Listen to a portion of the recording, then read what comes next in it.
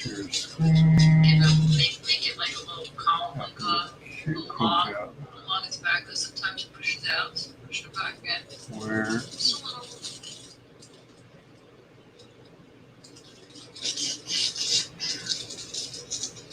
Okay, where did it go? I just had it too. Or some other A words.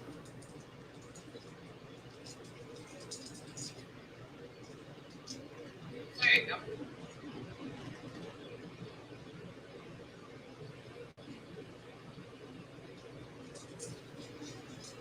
I wish it was a doobie. It's not. It's not a ruler.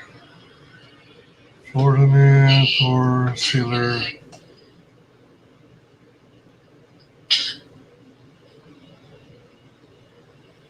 Anastasia is a nice name starting with A. It's true. I just don't understand what their point is. Our fans have a nickname for us, Lady. Lady asked him out. Lady Aardvark. Is rolling your own six based? I think so. I think so as well, Ryan Miller. Oh, I think so as well.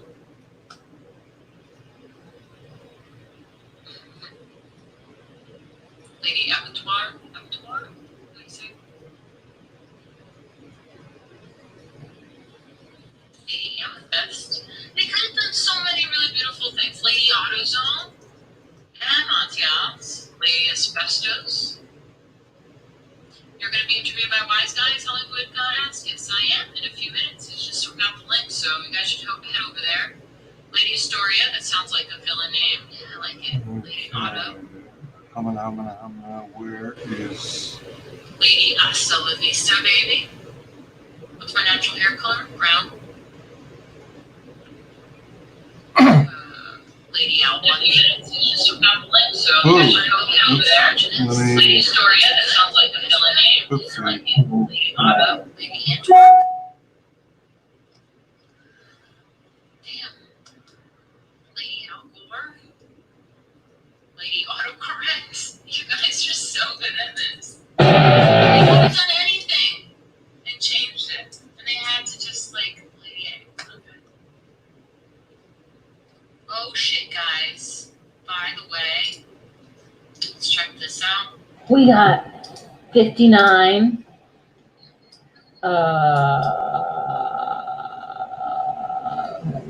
58 minutes until this round is over. I'm in first though, but yeah, there's a bunch of pictures that I added.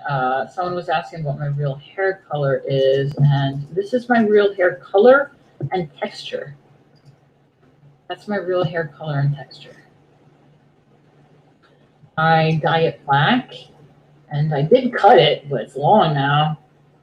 And I run a little curling iron through it to give it the like nice little. But it's really that curly and brown. That's it. That's my real hair. application? Yeah, let's see. This is me with a doobie and a wig. Doobie and a wig. A little bit shiny love. Doobie and a wig. You know what? Let's see. Let's copy Yeah, what this. else? Oh, it's more wig shots. I look very Russian there. Wig shot. Oh, this is also my natural hair. It's a very low resolution picture though. But yeah, it's my natural hair Share. color. That was before I started cutting it and dyeing it. Let's see. What else? This is my natural hair color. I will be busy the next couple hours at least, and then we'll probably be headed to bed soon thereafter because I have to get up real early tomorrow morning. Period. Please don't send any messages because I keep getting notifications on my Where's my natural hair though? monitor. period, I have to update it so it doesn't keep displaying every little notification Yeah. from everyone who messages me. Let's see what else we got here.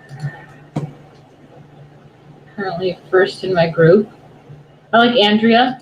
I think she looks That's really fine. lovely. I like Andrea. I'll be friends with her. Hey, Andrea. What? She You needs got a the higher wrong one. position than fourth. But, you know, vote for me. But I like her. I was trying to share the other one. What the bippity boppity? Yeah. That's a valid. Let me That's mute valid. this and close that.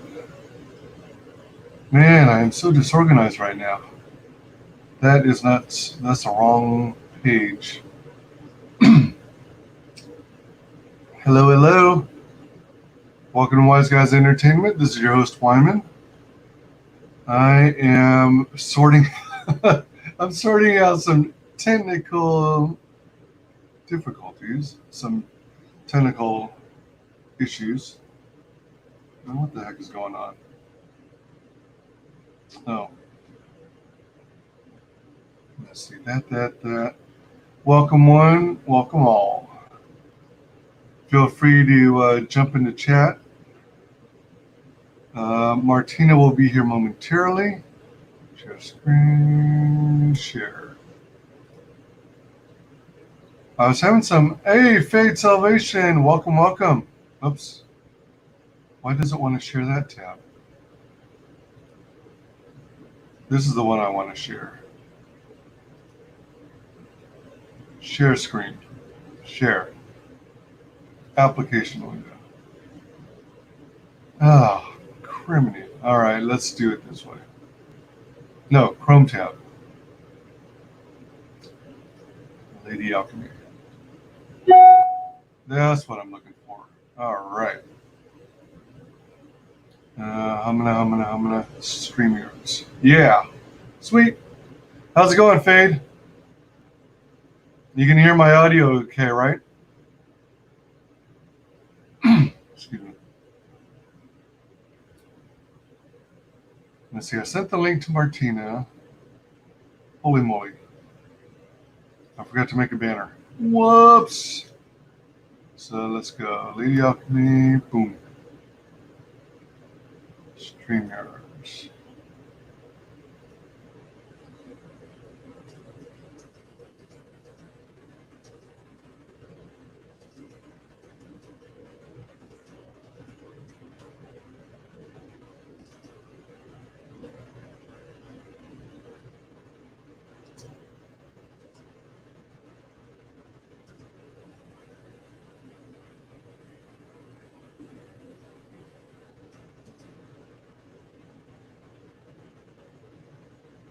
Boom, boom, boom, boom, boom, boom, boom, boom, boom, boom, boom, boom, boom. Sweet. All right. Thanks for the confirmation. And as I mentioned, you may have heard, Martina will be here momentarily. She's just closing out a stream.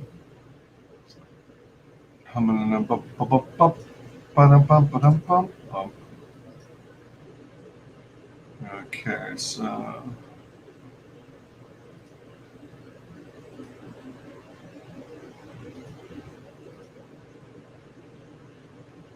I got that. Oh, you know what I wanted to do? I wanted to go here.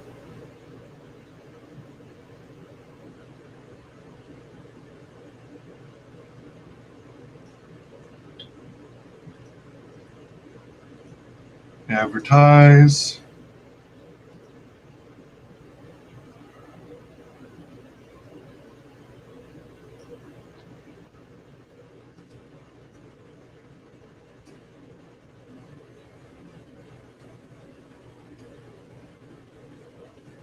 We're live. IGG, Twitter.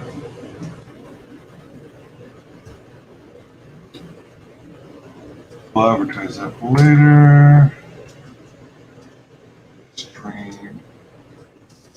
YouTube stream. is this link.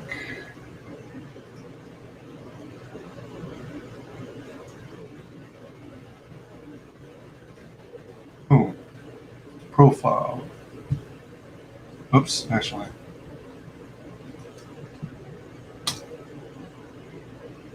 That.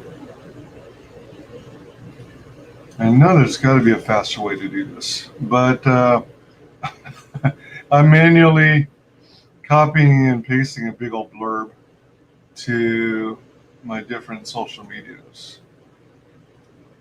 So I went from YouTube to Twitter, from Twitter to Twitter DM chat, to Facebook to MeWe. All right, I think I'm done. I think I'm caught up. Yeah. All right. Hi, Martina. When you, I was just doing some more advertising, sharing the link to the stream. Excuse me, via social media.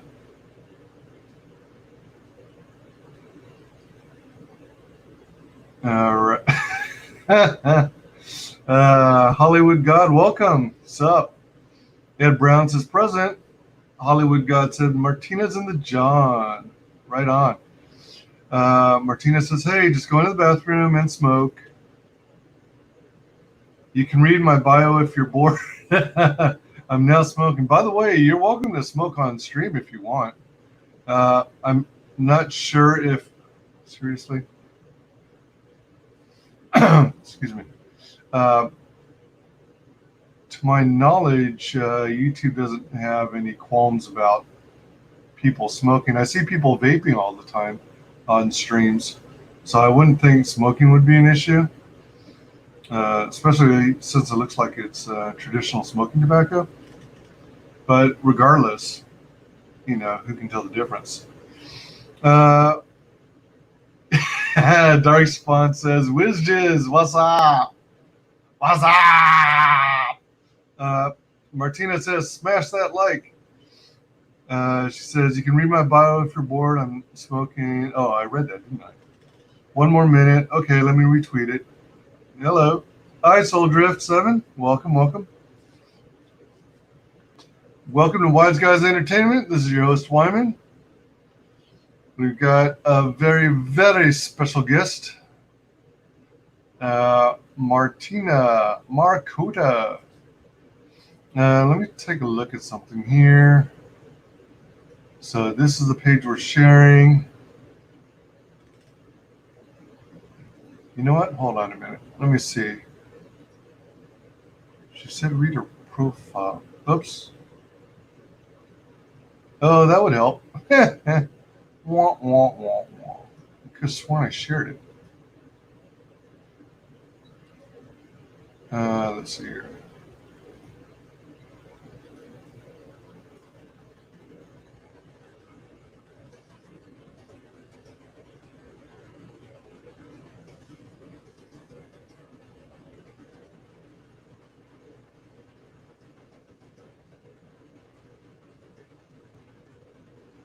Okay, let me see something here real quick.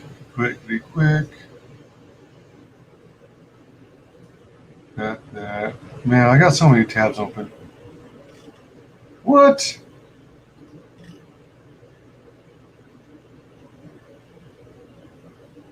What the heck stream was this? Let me see if we're still live. Yeah, we're still live. Yeah, I got so many tabs open. Whoa. What? Hey. Hello, how's it going? Whew, good, I just ran up the stairs. What the heck stream was this? Let me see if we're still live. Can you hear me? Yeah, you might have me. Wait. Me in another tab, or do you have me in another tab? I'm hearing echo. Hey. Hello, how's it going? I just ran up the stairs. Yeah, mute me over there. Yeah, the audio. Have me in another tab. Yeah, I think you have another tab open. I'm hearing echo. Hey. How's it going? Oh no! I thought that was you who had it open. Oh wait, is it? Oh my god, that's me. Sorry. I have a million tabs open. So do I. It's my fault. Yeah, it's the boomer me. I have a million tabs. Oh my gosh. Yeah, I have loads of tabs myself. My I've got- desktop is a mess. My tabs are a mess. That's just how I work. Well, I've usually got 2 monitors in use at any given time, but since one of my monitors has gotten glitchy, all the icons that were displayed on that monitor have now moved to this monitor, so it's a big old mess. It's like a pile of paperwork thrown around. Let's see. Yeah, so welcome Soul Drift, welcome Fate Salvation. Thanks for linking the book. This is a pretty cool looking project here.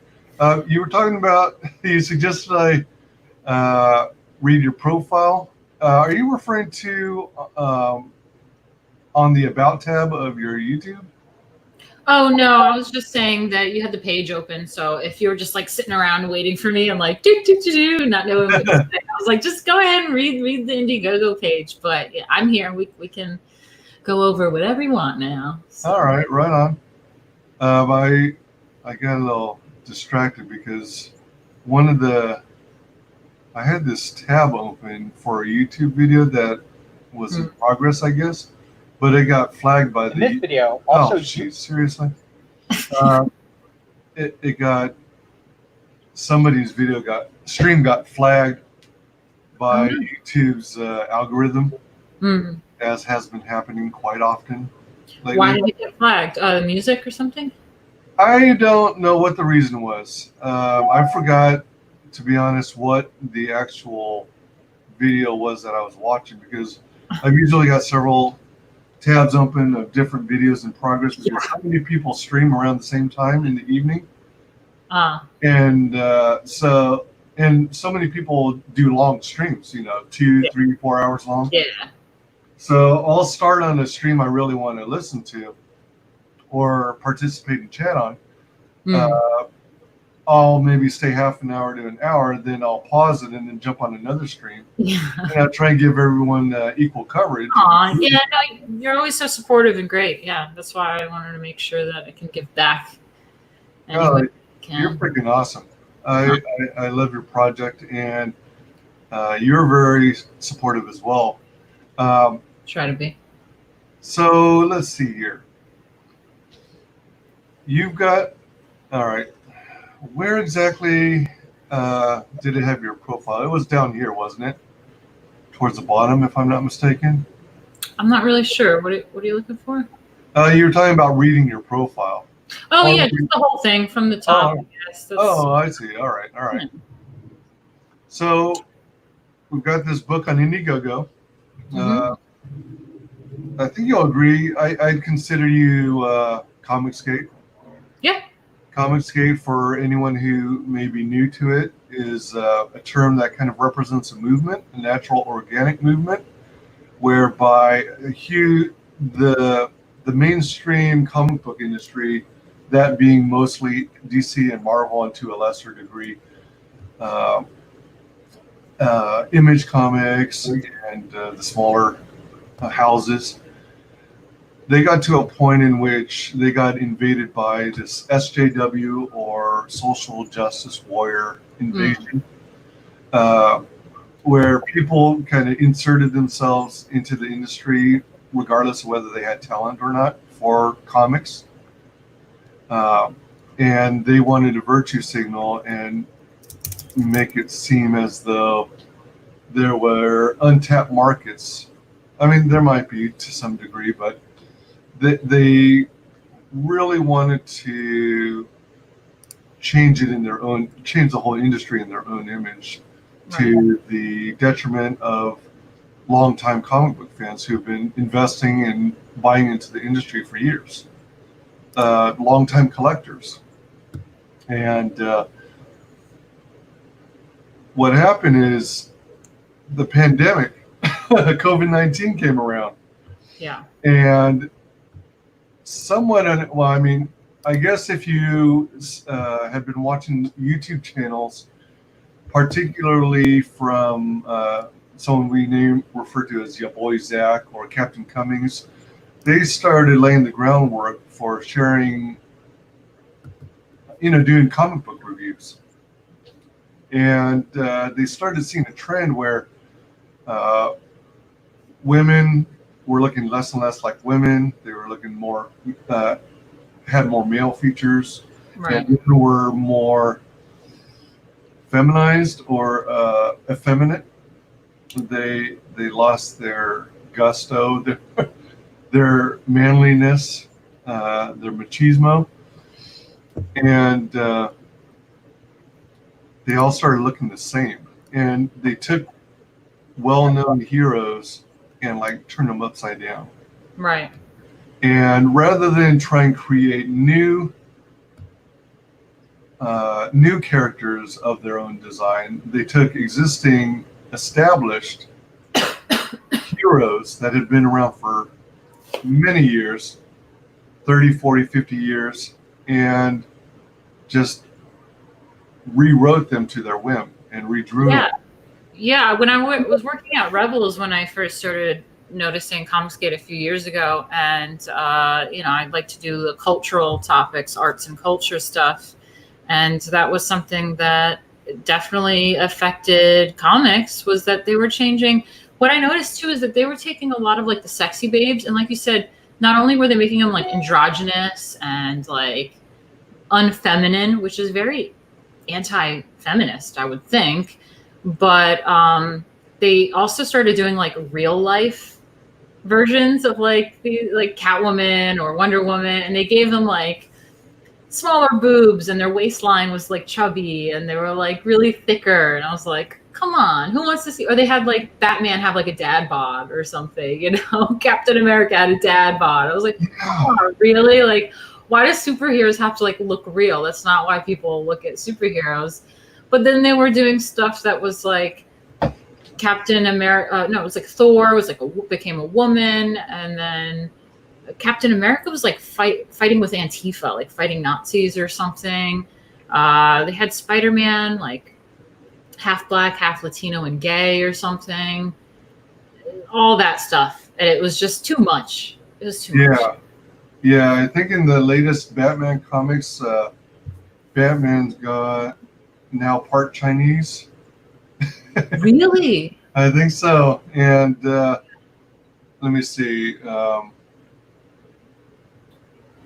Is it Robin or is it Alfred who is, I think one of them is gay now. Yeah, I mean, it's just bizarre that they have to do that, because like that's what pissed off a lot of people in comics, was changing the already established characters. And it's not that we didn't want minorities or we don't want diversity or gay or whatever. I mean, I remember as a kid in the 90s, I loved, was it Gen 13 had Rainmaker. I always liked Rainmaker because I thought she looked kind of like me, but she was Native American and she was a lesbian. No problem. And she was a babe. So there are characters that have that. And if you want more of them, I would suggest creating new characters that are dynamic and lovable and interesting and don't revolve their character around their identity like that. They just happen to be like Rainmaker, Native American, and lesbian. Yeah. Problem in that. And so it pissed off a lot of people to change the already established characters. And that's what created that division with like Ethan, ComicsGate, what is it, your boy Zach, and all that. And all of those fans kind of rushed to that side, and it created like this war in comics. Yeah. And so when that started happening and everything became more androgynous, that was one of the terms I was looking for. That was on the tip of my tongue and I couldn't quite pronounce it. The pandemic happened, and crazily enough, about 2 weeks passed, and then it's like the end of the world, and the comic book industry fell to its knees. Diamond, it turns out, was like a monopolistic distributor, comic books distributor. Yeah, see, I didn't follow all that, what's going on with Diamond and everything. Yeah, what is that? So Diamond is like a distributor? Yeah, so they made deals with Marvel and DC, the big two, and everyone kind of followed suit. And so Diamond had like a chokehold on everyone.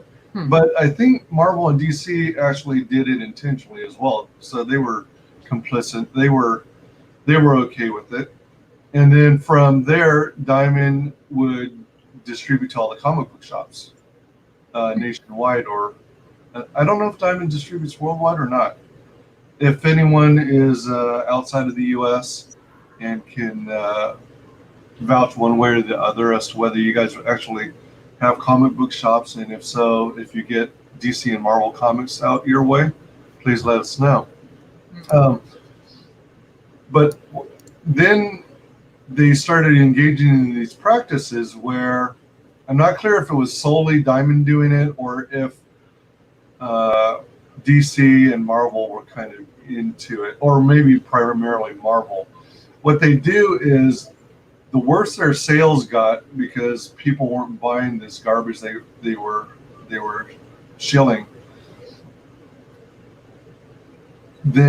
Marvel came up with this idea where they'd release maybe 10 or 20 different variant covers of the same comic.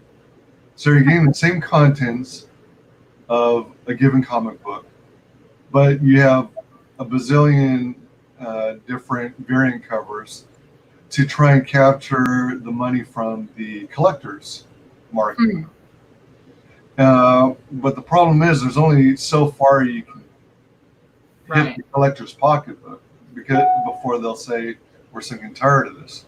And so they were pulling these, what a lot of people in ComicsGate refer to now as schemes and scams. Schemes and scams. Yes. And and then they also had these deals with publishers where you go, all right, we're going to release a special limited run of this cover, but you only get it for every 10 books you buy from us. So that kind of tricked the retailers, the ones who had direct contact with the customer base. And, they wanted to provide those special covers to their customer base, but in order to do so, they had to buy high volume from the distributor. Right. So it was kind of underhanded, or it was sketchy, I would say, because it's one thing to have several variant covers, but if you're starting to get in the range of 10, 15 variant covers, you're really getting carried away. Yeah, I mean, they can focus their resources on really writing good stories, drawing good books, and producing a good, book. And I think that's what Ethan talks about a lot and stuff too, is just make it a quality thing, and you don't need to have schemes and scams. Yeah, I mean, that's all it really takes to please people. Make a quality product, and people will buy it. But since the invasion of the social justice warriors, you're getting an infusion of so-called self-proclaimed writers and artists.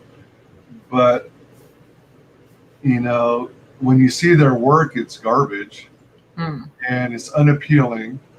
And one of my big nitpicks is when I think of superheroes, I'm thinking, the best of the best, super heroic.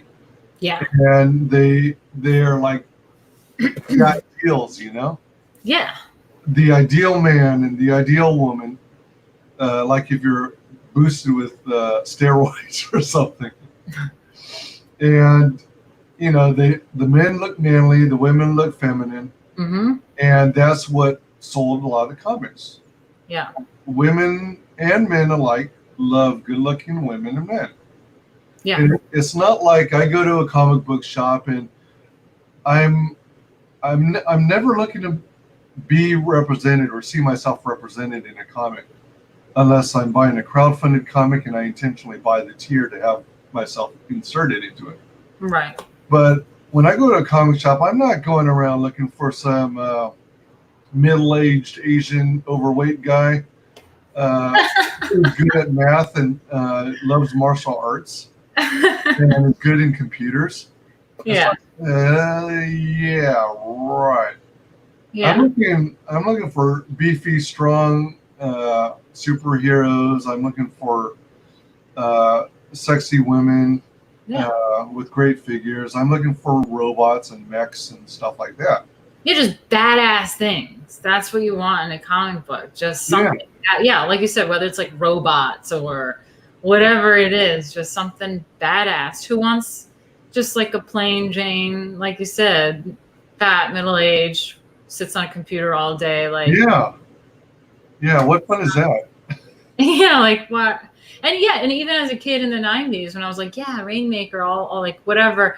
All the women in Gen 13, Witchblade, Darkchild, Fathom. It was like, I was a little kid. I mean, not little kid. I was, I don't know, in the 90s, teenager or whatever, preteen maybe. And I looked at these women like, I want to be like that when I grow up. That's badass. That's so cool, you know? Yep. Yeah, it was definitely something that I looked at as like ideal. Yeah, part of it is like, even though it's make-believe, you want to have a sense that that superhero is capable of doing the feats they're doing, you know? Mm-hmm. If you're overweight, like me, I wouldn't necessarily believe a character in a comic book who's overweight and is lifting cars, you know? Right. Fate Salvation says, welcome. Michael Von Doom says, buy Martina's book. Do it now. Darkspawn says, it's Lady Akamora. Soul Drift 7 says, I hope they don't do that with the Punisher. Yeah.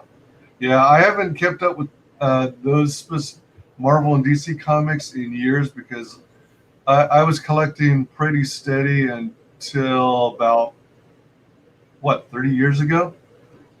And then the time I stopped was around when things started become more political and closer to reality and pull from current events like around 9/11 and whatnot. Mm-hmm. And they started doing comic books about politicians. Huh.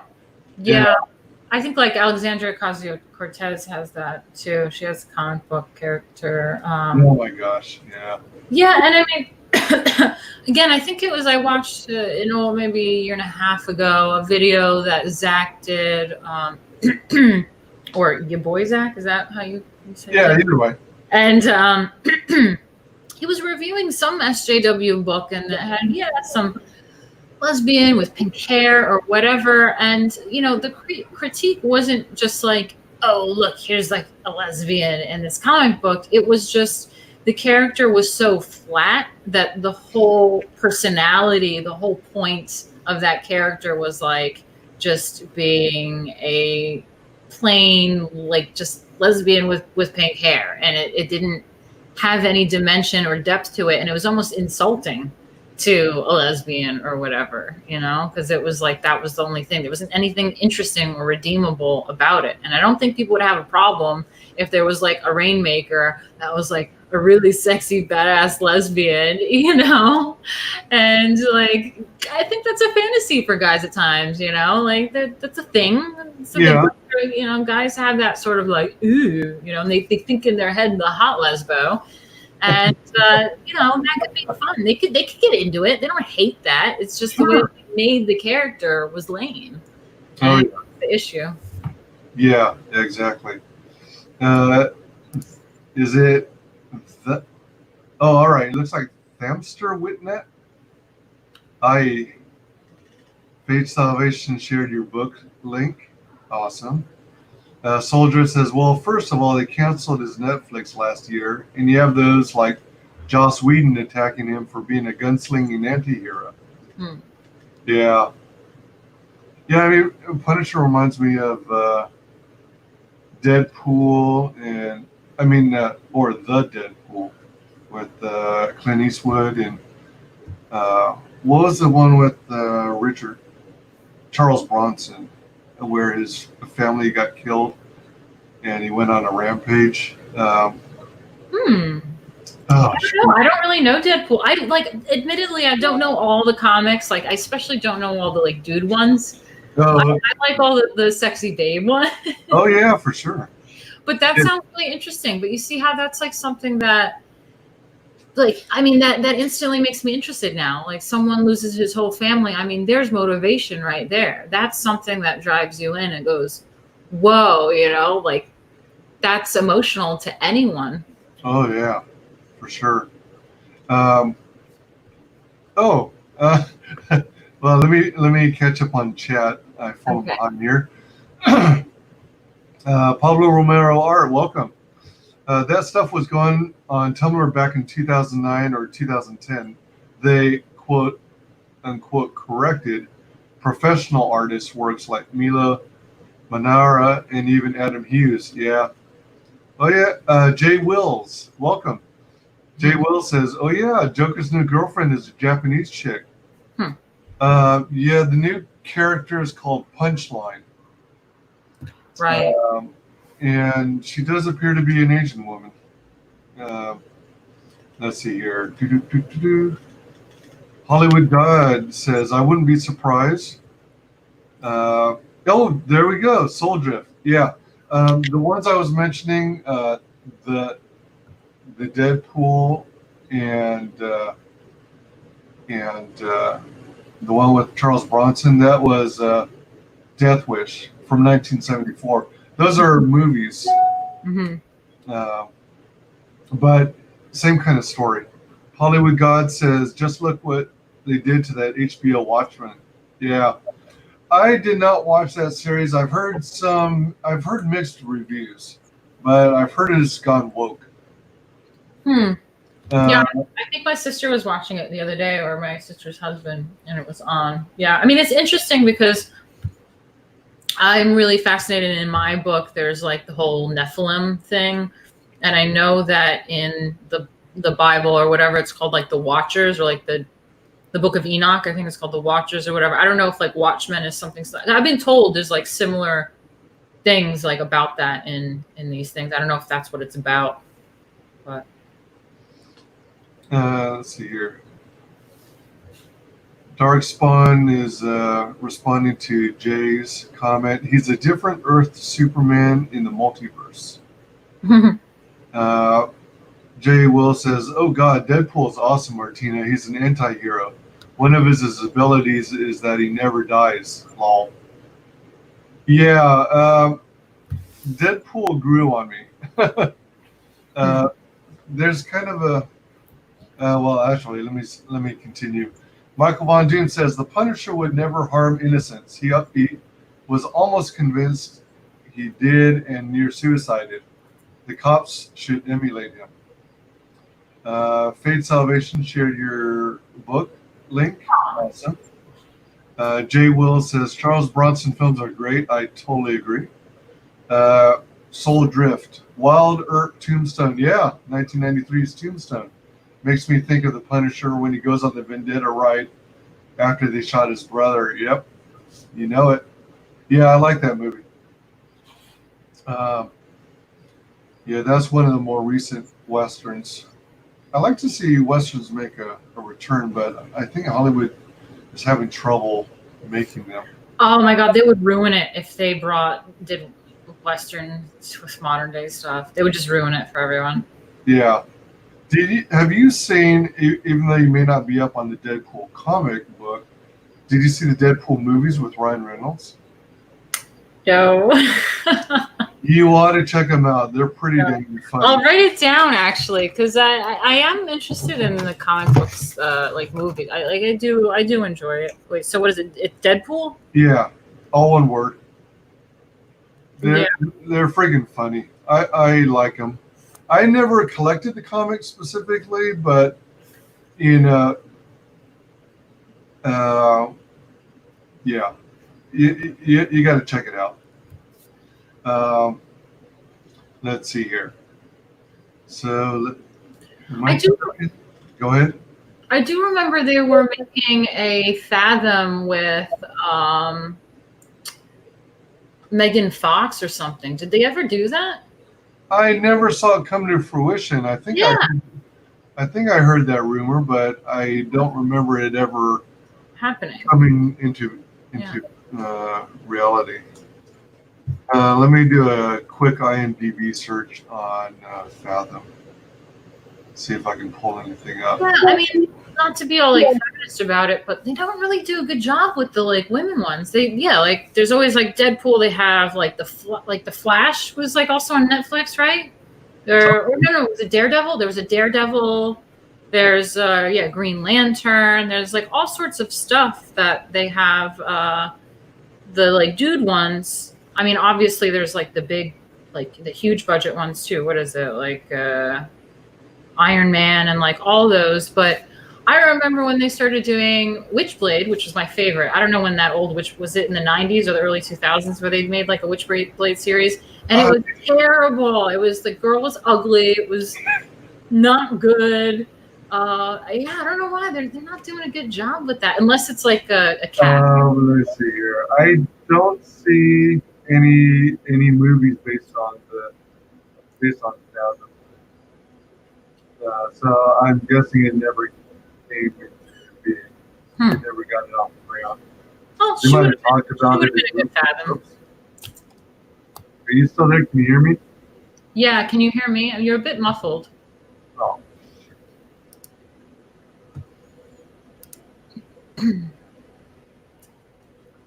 Ooh, Hollywood God said, I'll watch Black Widow only for Rachel Weisz. Yeah, I like Rachel Weisz. Hello? Test. Oh, yeah, I can hear you. Oh, that was weird. Did I freeze? I don't know. Oh, weird. I was doing an IMDb search for Fathom, but I couldn't find anything. Yeah, people are saying that I don't think that they ended up doing it. Let's see. Hollywood God says, Martina, watch the spoof Mystery Men. Ooh,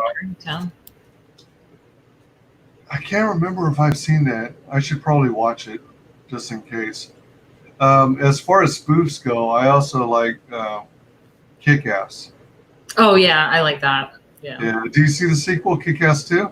I don't think so. It's pretty decent. I still like the first one a lot better, though. Yeah. I like Nicolas Cage. It's either you like him or you don't. I like him. Oh, man. I love him in National Treasure. Mm. And he was even kind of cool in Ghost Rider. I was going to say, that's the one I was thinking. Yeah, Ghost Rider. Yeah.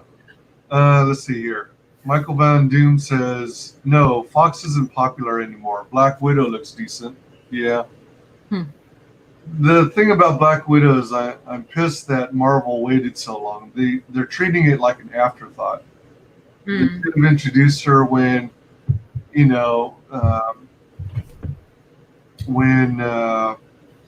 probably when Captain America and Iron Man got their second or third movie in, instead of waiting till after. Well, I won't give off the spoiler, even though probably everyone's watched Endgame. Let's see here. I'll watch Black Widow only for Rachel Weisz. Yeah. I like Scarlett Johansson, though. She's pretty cool. Let's see. She plays a good superhero. I like Rachel Weisz, too. I think she's really beautiful and talented actress. And has depth to her. I like her. For sure. Michael Von Doom says, Witchblade would be good as long as they do the darkness, too. I've heard of the comic Witchblade, but I only watched a few episodes of the TV series, and I think it was in the 90s. Yeah, I think so. I remember being disappointed because because her glove and her costume was nowhere near. So bad. I so badly wanted it to be like the comic book. I know, I did too, because I remember loving Witchblade as like a kid in the 90s, and then when I was like, oh, there's gonna be a series, and I was like, oh, it doesn't look good. Soldier says the scene in the movie shows that the Outlaws had done it now, and they just created a monster. Yep. Thanks for sharing Lady Alchemy's page periodically. Yeah. Jay Will says Kick-Ass was pretty funny. Lol. Yeah, I thought it was good fun. Hollywood God says Cage's Big Daddy is what Batman really is. Yeah. Yeah. Jay Wills, Howard the Duck only got one film. Oh man, I thought Howard the Duck was so bizarre, but it's based on a comic book of all things. Michael Von Doom says plot twist: a reality warp brings Widow back at the end, or they're gonna try to make it Yelena the Black Widow. Yeah, that's a possibility. Fate Salvation says they should have done the Black Widow movie before Captain Marvel. That would make better sense. Yeah. Captain Marvel was shoehorned as all get out. Right. I'm not sure if you knew about this fun fact, but when it comes to comics, before Carol Danvers, Captain Marvel, Carol Danvers used to be Ms. Marvel.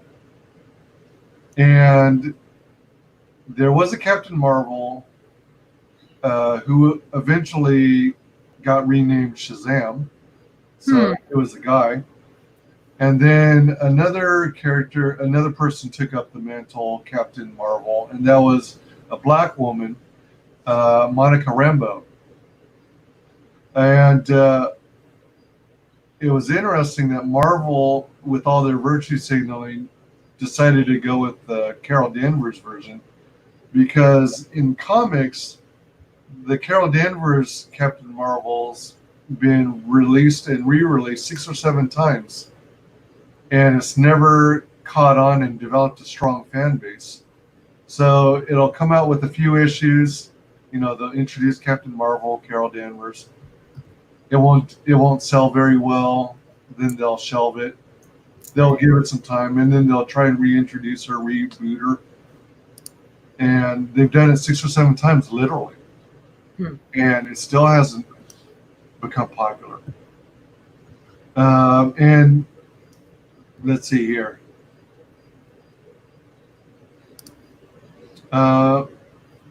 Michael Von Doom says Witchblade was okay. She was even married to Wolverine briefly. Lol.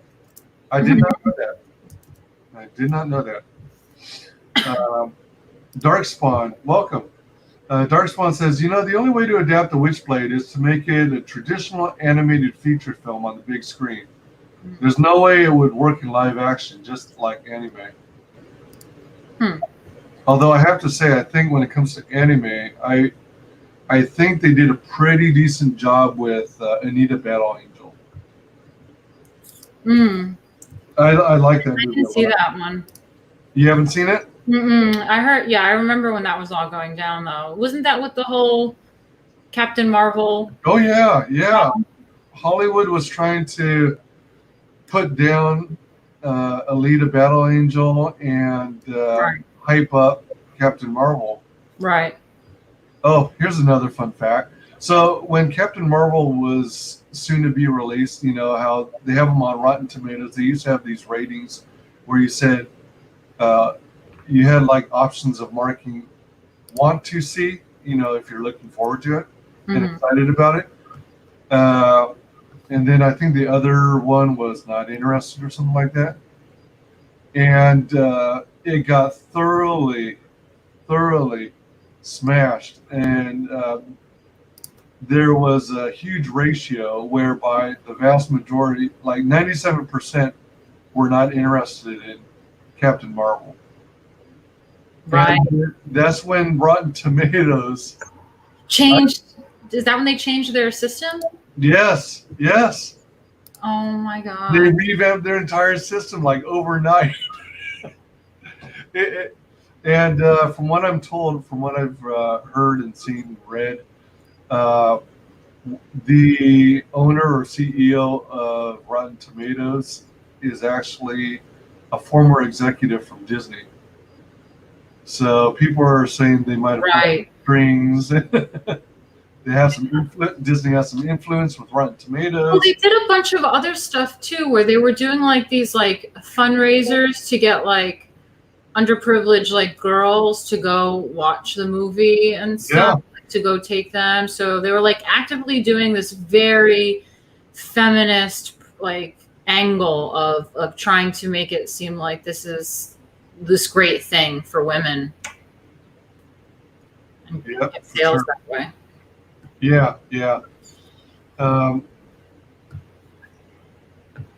Soldier says, I heard Gina Carano was going to play Lynn Michaels, who's one of the Punisher's sidekicks, but I guess something went wrong. Oh, really? Be interesting. You know who Gina Carano is, right? I'm really bad with names. Let me look this up. Gina Carano. Yeah, she's in the TV series. Oh, yeah, I've seen her. Yeah, she's in the Mandalorian right now, but I think she's a UFC fighter. That's what it seems like. I'm looking at. She's pretty buff. And from what I've heard and read, one of the co-creators of the Mandalorian, Dave Filoni, specifically wrote that character with her in mind. Oh, that's interesting. Let's see here. Where was I? All right. Oh yeah, like Jay Wills mentioned, Ms. Marvel is now a Muslim girl. Yeah. Yeah. I have no interest in that character because she doesn't seem appealing and seems boring. And again, they're taking the well-established characters and trying to shoehorn other genders and races and genders, races, and sexual orientations into those characters, contrary to canon.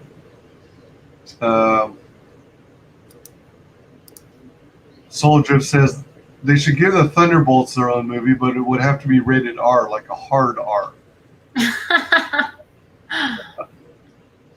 Jay says, Alita Battle Angel was great. I enjoyed it. Yeah, I'm one of those who'd be down for an Alita sequel.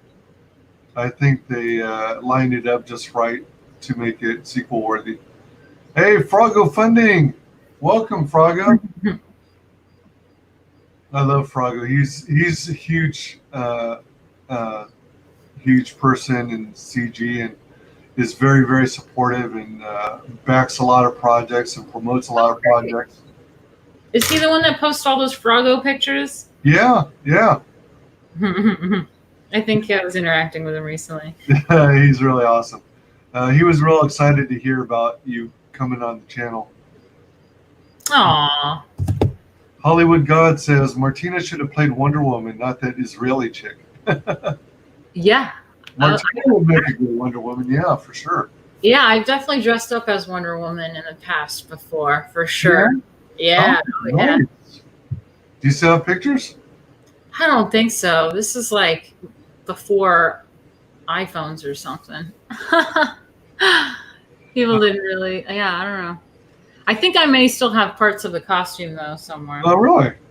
Yeah, I should definitely do that. That's fun. I mean, I've been asked if I do cosplay and stuff, or I should do cosplay, but I never really like dressing up as like other characters. Like, I want to do Lady Alchemy. I'm my own thing. Oh, I do. Yeah, I could see Wonder Woman is definitely awesome. Witchblade, Fathom, and what I also really like, and I made my niece watch, it's not really a superhero, but it's something from like the 80s that I used to watch as a kid, was Gem and the Holograms. Oh, Gem, yeah. Yeah. I remember Gem, yeah. But again, see, she's kind of like, when I made my niece watch it, it was like so cool because she had the big hair, she had that figure, the long legs. It was just, she was so beautiful.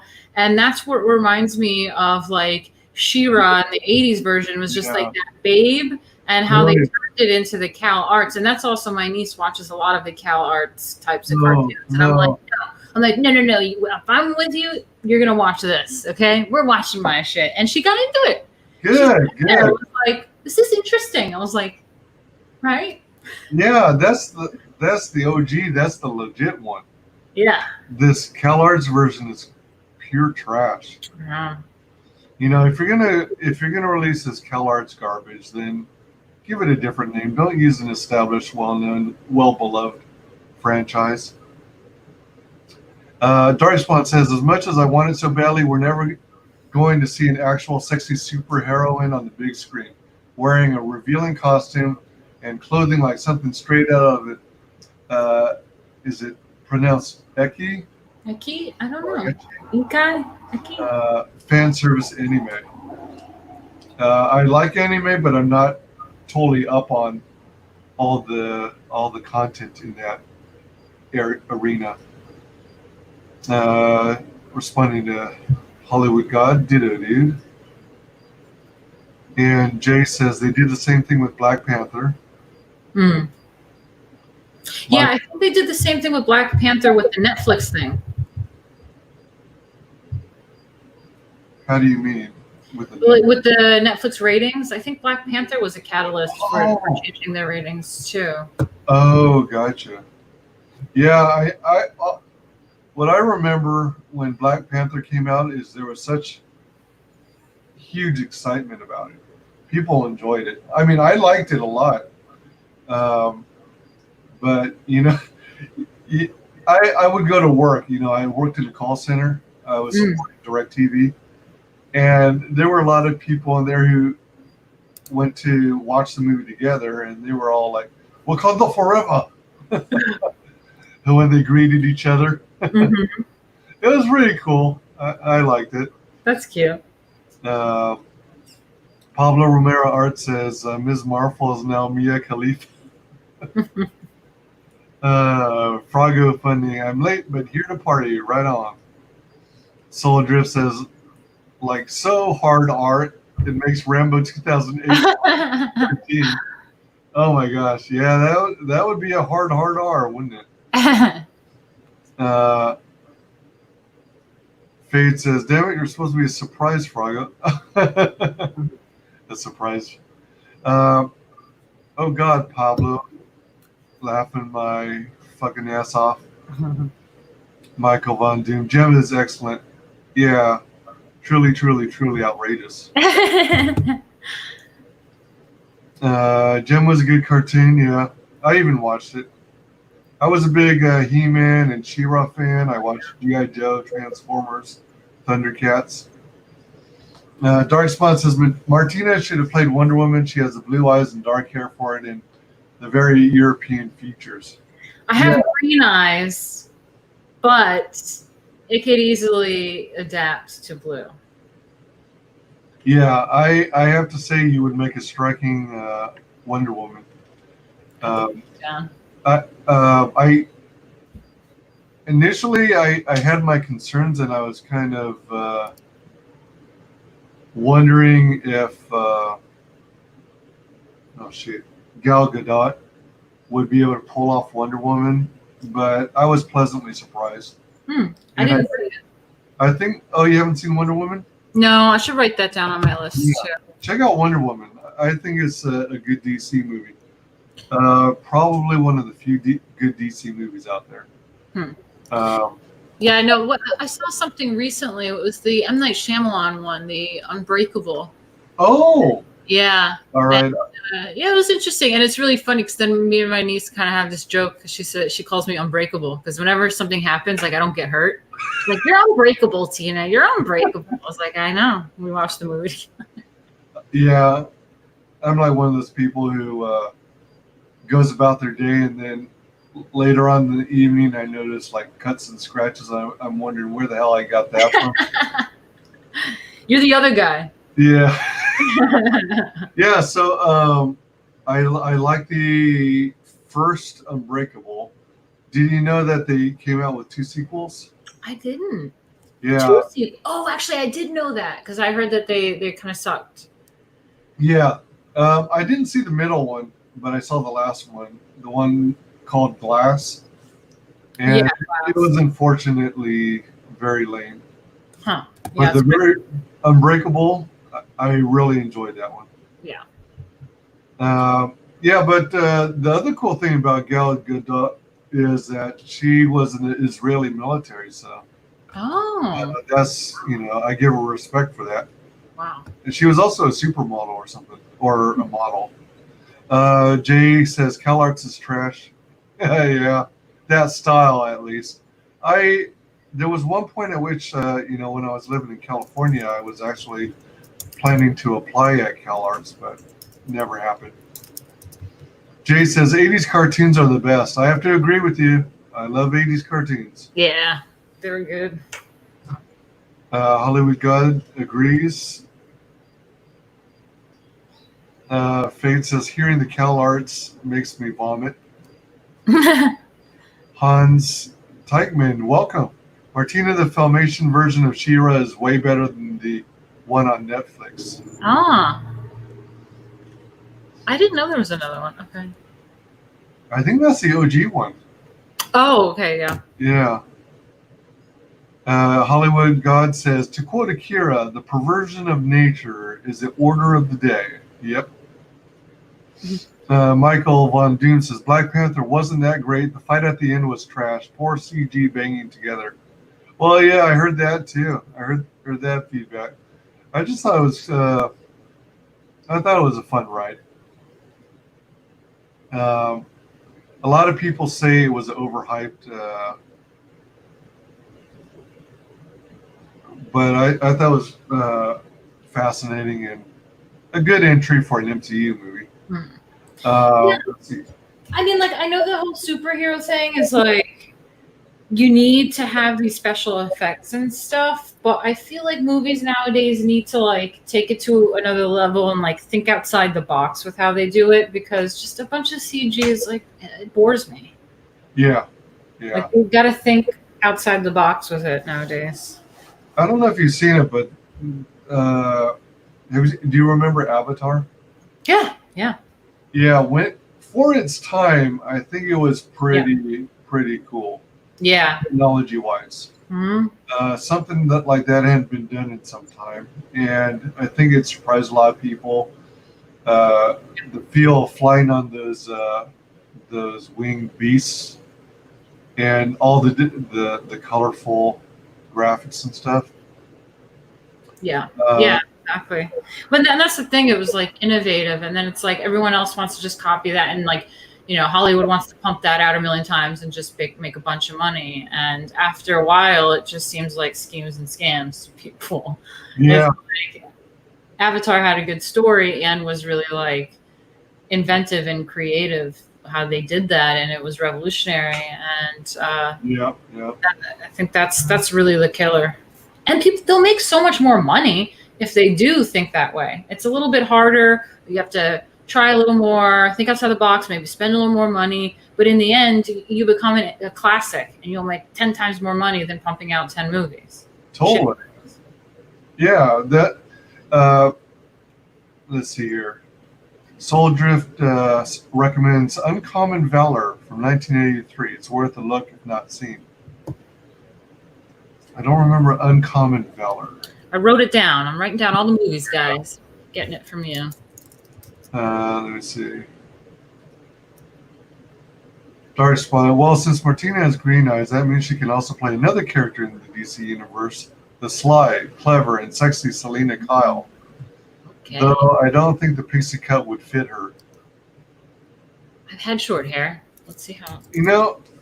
Correct me if I'm wrong, but I thought there were versions of Catwoman where she had the cowl on, but she let her hair down in the back.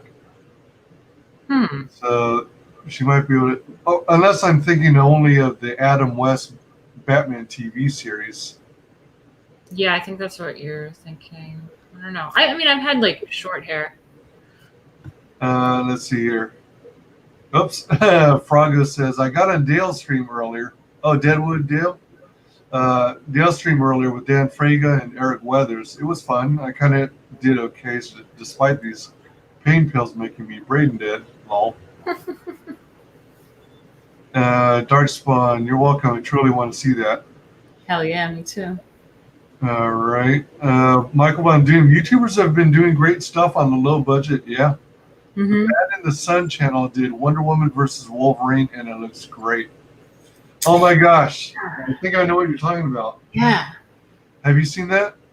I'm not sure if I saw that specific thing, but I think I've seen some like Asian people doing some weird like anime like shit, but it was like totally low budget like YouTube thing, and it was like really good, and it impressed like a lot of people.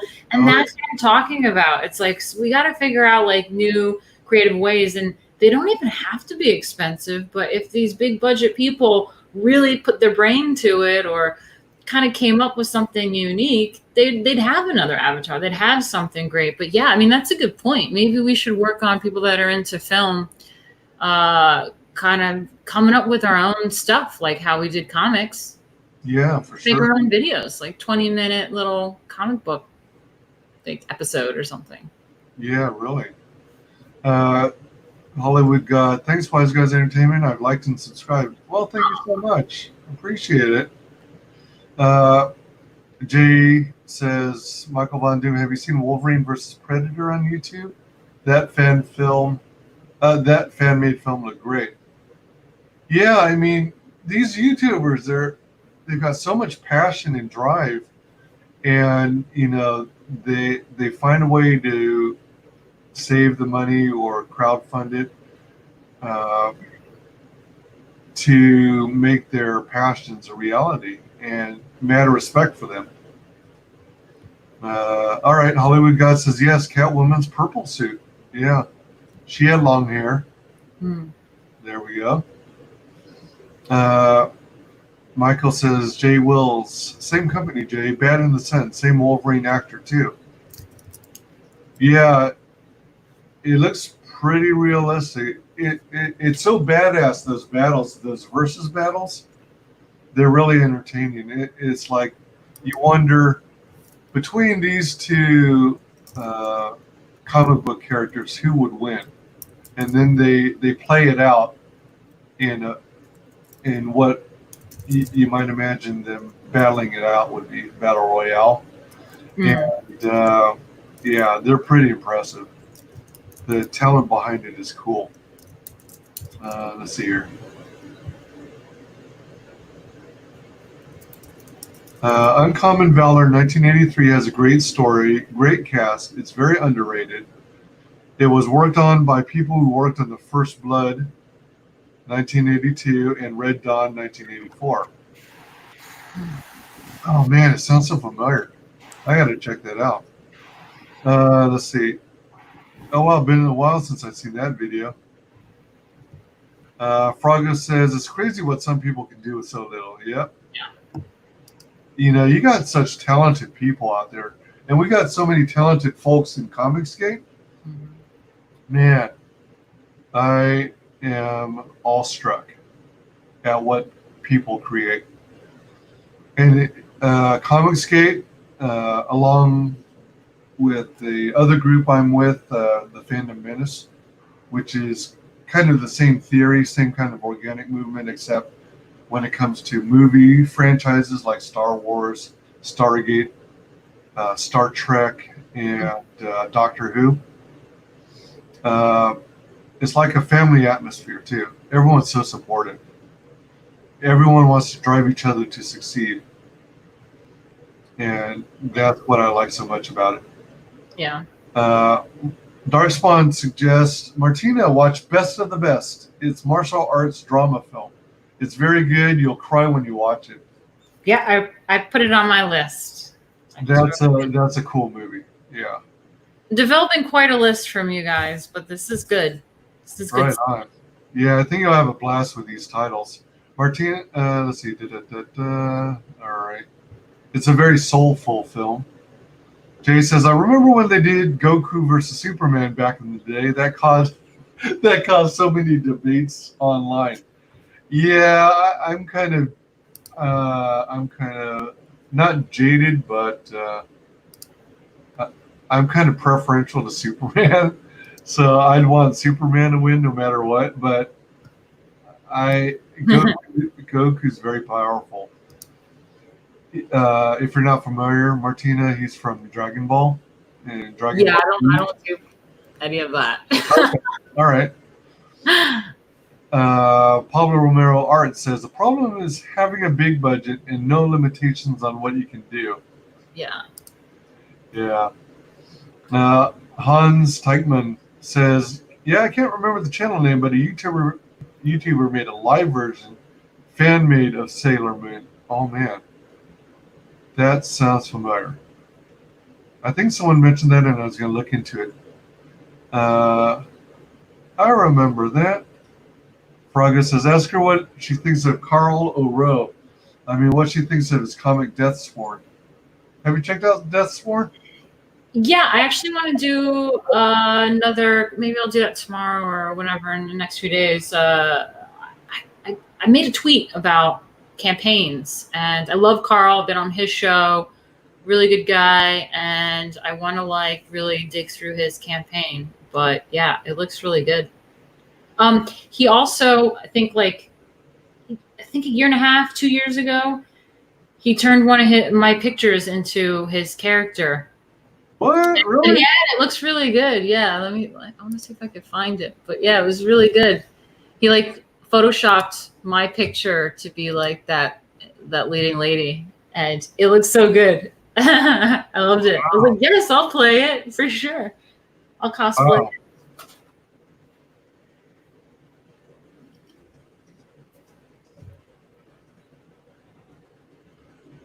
All right. Sorry, I was just tending to something real quick. Yeah. We got some great people here. And great people on ComicsGate. Oh, Yeah. You know, going back to ComicsGate. Yeah, so everybody started seeing the tea leaves. Everyone started seeing Marvel and DC crumble after merely 2 weeks of the pandemic and comic shops closing. It was strange because soon after the comic book shops were struggling, then you find Diamond Distributor. They just kind of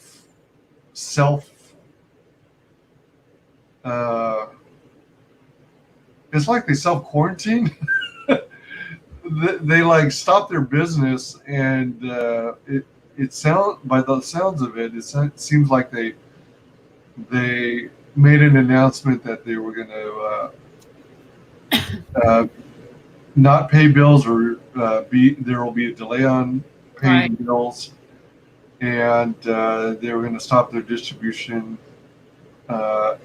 immediately, and then that put everything on hold with the big two. Right. And that meant you weren't getting any new comics, and because of the pandemic, they more or less had it was decreed that comic book shops would be among those that are non-essential and would have to close. So everyone was stuck in a rut as a result. Meanwhile, around 2016 or 2018, when it really started picking up, ComicsGate was born. And it was an organic movement where people started seeing where the future was headed if Marvel and DC didn't get off their ass and expunge the infiltration of SJWs, overtaking their favorite IPs. And the first couple of years, I would say, everyone was trying their damnedest. A whole population of YouTubers were trying their damnedest to get Marvel and DC to wake up and say, Right. We want good comics, not this garbage you keep shoving down our faces. And, despite lower and lower sales, they kept pushing this SJW narrative, this agenda. acting like they're bringing in more inclusion. But the funny thing is, they were like being contradictory, because books like the X-Men, they were already inclusionary. Yeah. You know, they were talking about mutants, for goodness sake. So people got tired of it. So comic book fans, in conjunction with some ex-professional comic book creators, kind of went off on their own and started doing crowdfunded campaigns through initially, oh shoot, what is it called? I'm blanking out. Kickstarter.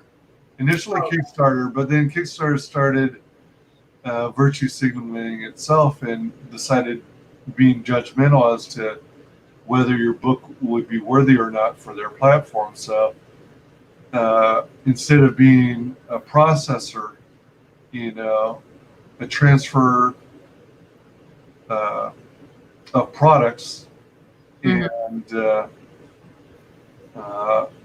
being like a merchant, they instead chose to gatekeep. So a lot of people, a lot of creators, especially those who align themselves with ComicsGate, opted to go with IndieGogo, because IndieGogo kind of still, fortunately, knows their place, if you will, and knows it's all about making money. Right. You know, it's all about capitalism. You put out a good book, if people are interested in it, then it's going to get funded. If not, then it won't get funded. Or, you know, you just got to try again until you do get funded. So that's basically what ComicsGate is, making a long story long. Let's see here. Soul Drip says, now I'm thinking of that show called Deadliest Warrior, 2009 through 2011. Oh, yeah. Have you seen that? I don't think so. I'm not sure, because like I'm really bad with like names. It's not really out to me, but yeah. Yeah. Soul Drift says it's from 2009 through 2011. Man, my memory totally sucks, because I thought it was back in the I thought it was in the 80s and 90s. But basically, I think it was a series on the History Channel. And they would take two types of combatants, like maybe a warrior from the Han era versus maybe a samurai. And then they break it down, compare the weaponry used, and I think they were also making realistic looking and feeling head mock-ups and body mock-ups. You know, they made them look gelatinous, and they would use like a molded skull and stuff and put gelatin in it to make it look like it's got a brain and a head and flesh.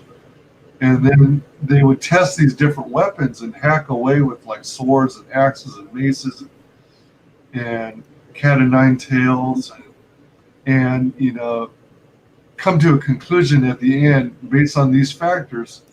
These are here's who we think would win between these two warriors. And again, I think it was on the History Channel. It was pretty interesting. The Deadliest Warrior video game was super fun too. Now that I never tried. I didn't realize they came out with a video game on it. That's pretty cool though. Soul Drift says, best episode was CIA versus KGB, followed by Samurai versus Viking. Yeah. Yeah, I don't know if you can find it on TV still. You might be able to, but it's an interesting show. Soul says, yeah, the games were okay. I mean, followed by Samurai versus Viking. All right. Fade says, I like the one from Ubisoft that was, what was that called again? Not sure what you meant. I'm not sure which game you're referring to. There was a game that came to mind when I think of hacking and slashing. You know, I'm kind of a gamer too. I used to play this game, Die by the Sword. And what was interesting is it had all these controls to it, but it got detailed to where, I mean, the graphics weren't the best, but the funny part about it was because of all the controls you had, you could focus on lopping off someone's hand or their forearm or their upper arm or their leg. You could target those. That's cool. Yeah. How is it working with Von Klaus? He seems like such a cool dude. Yeah, no, it's really good. I mean, I had major issues with my campaign with my former team, and they wouldn't listen to anything that I said. They didn't really do my story. They did whatever they wanted. And so it's really nice that I just present the material that I want, kind of the general treatment of the story arc, and he makes a script out of it. You know, he turns it into words on a page. So yeah, it was good, very easy. Here's what I want. Sent it to me. Looks good. He did his own second revision just to make sure it's good, and yeah, it was easy. Good. It's perfect. Did you manage to get? Excuse me. Sorry, I was trying to scarf a lot of water at once. Did you actually have like a written outline that you submitted to him, or did you just talk on the phone or something? Yeah, no. So, I mean, I didn't really know him that well at all. He was recommended to me by Adam Post when I was freaking out, like, oh my God, I'm firing my team. I'm really late on the book and I'm firing my team. And I have to start again. And I was really nervous. And I don't know how to do this comic book. And he was really helping me out. And he was showing me examples of like his script for College of the Dead and everything. And I was like, okay. And I'm not much of a writer. I, studied math and I'm a performer. I'm an artist. So I was really nervous, but I knew kind of like how I wanted the story. I was like, okay, I want it to be working at this nightclub and a lot of real life events. I knew that I wanted my ex-grandfather who died in it to be like my, something that matters to me, have that little like homage. I knew that I wanted like Nephilim bloodlines in there and like alchemical powers. And then I just started like thinking of this story about how it like the arc would be and what would happen, and then how I would come into contact with William and then get this book, the MUTUS LIBER, that gives me all this information about my bloodline and alchemy and all these things. And I knew I wanted to go upstate and have that duality between the city and the country, and where you can like meditate and get into your like alchemical, like transmutational power. And I knew I wanted those elements, and then I didn't really know exactly how to have the resolution toward the end. I know some people say like to have the end like in mind, like first, and like work from there. But when I watch movies and stuff, I really like the like story building. I like the beginning, the first like 3/4, and then the end. I'm like, okay, blah blah. You guys had to, figure it out, and things happen, like whatever. So I kind of like wrote out all of the details as much as I could, because I didn't expect to hire a writer, because I lost so much money on my old team. I paid thousands and thousands of dollars. I was like hemorrhaging money with this team. So when I fired them, I was like, I can't afford a writer. I just wanted to hire the artist and be done with it. And then I was told like, no, you need a writer, you need a new artist, you need a letterer, you need a colorist. I was like, oh my God. I was like, oh my God. I was like, no, I'm going to do this without a writer. So I tried to do it, but I couldn't. And I like tried to detail everything, but I just couldn't get like what words go on the page. I just wrote like the story, as like a treatment. And Adam's like, Martina, you need a writer. I was like, okay, fine. So that's when I got him on board, and he turned it into words on a page, put it together, and made everything make sense and fit. Sweet. Yeah. Yeah, that's really cool, and things start falling into place. Yeah. Excuse me. Dari Swan says, I just thought of something. I know I have Alexandra Daddario as my main pick, but I think Martina would work better since she has closer features to her. She can play Faye in a Cowboy Bebop movie. Oh. Dark Spawn is going to be my agent, okay? He's figuring out what roles that I can fulfill, and I love it. I love it. Let's do this. There you go. Soldier says it was on Spike TV, now known as Paramount Channel. All right. Jay says No More Heroes was my favorite hack and slash game. I don't think I ever had a chance to try that one. For Honor, says Fade. Soldier says CIA showed the KGB why they lost the Cold War. Fade says that's what it was. Samurai was too quick for Viking. All right. Michael says Martina did the right thing. You can tell it's her story. Plus, the art is now sexy as fuck. Yeah. Yeah, seriously. Yeah, it floors me that you could hire people to work on a project and they don't even do what you tell them to. Yeah, well, when we talk about these schemes and scams, it's not just the big names that do it. I think there's been people that kind of clung on to the ComicsGate thing and saw it as a scheme and scam, and I was an unfortunate victim of that because I'm really passive and like trusting. And that was just, they're just milking money out of me, but then not really give me what I want. I don't know what the intention is to like self-insert yourself when you're not wanted. I mean, I self-inserted and the people wanted it. It was Lady Alchemy. But yeah, there was a lot of weirdness, weird egos. I think that's what happens with some cliques sometimes. Some people, they want, I don't know. It's like ego and I don't know. It's weird. But luckily I saved it because this book could have been a mess. Oh, for sure. Failure. And I am really happy. Like what Michael Von Doom said is it was worth it and it's looking good. And I think everyone, all the backers see that and they're seeing the progress. So yeah, it's looking good. So we got Lady Alchemy, and you've got a couple images on here. Did you initially have like a teaser trailer?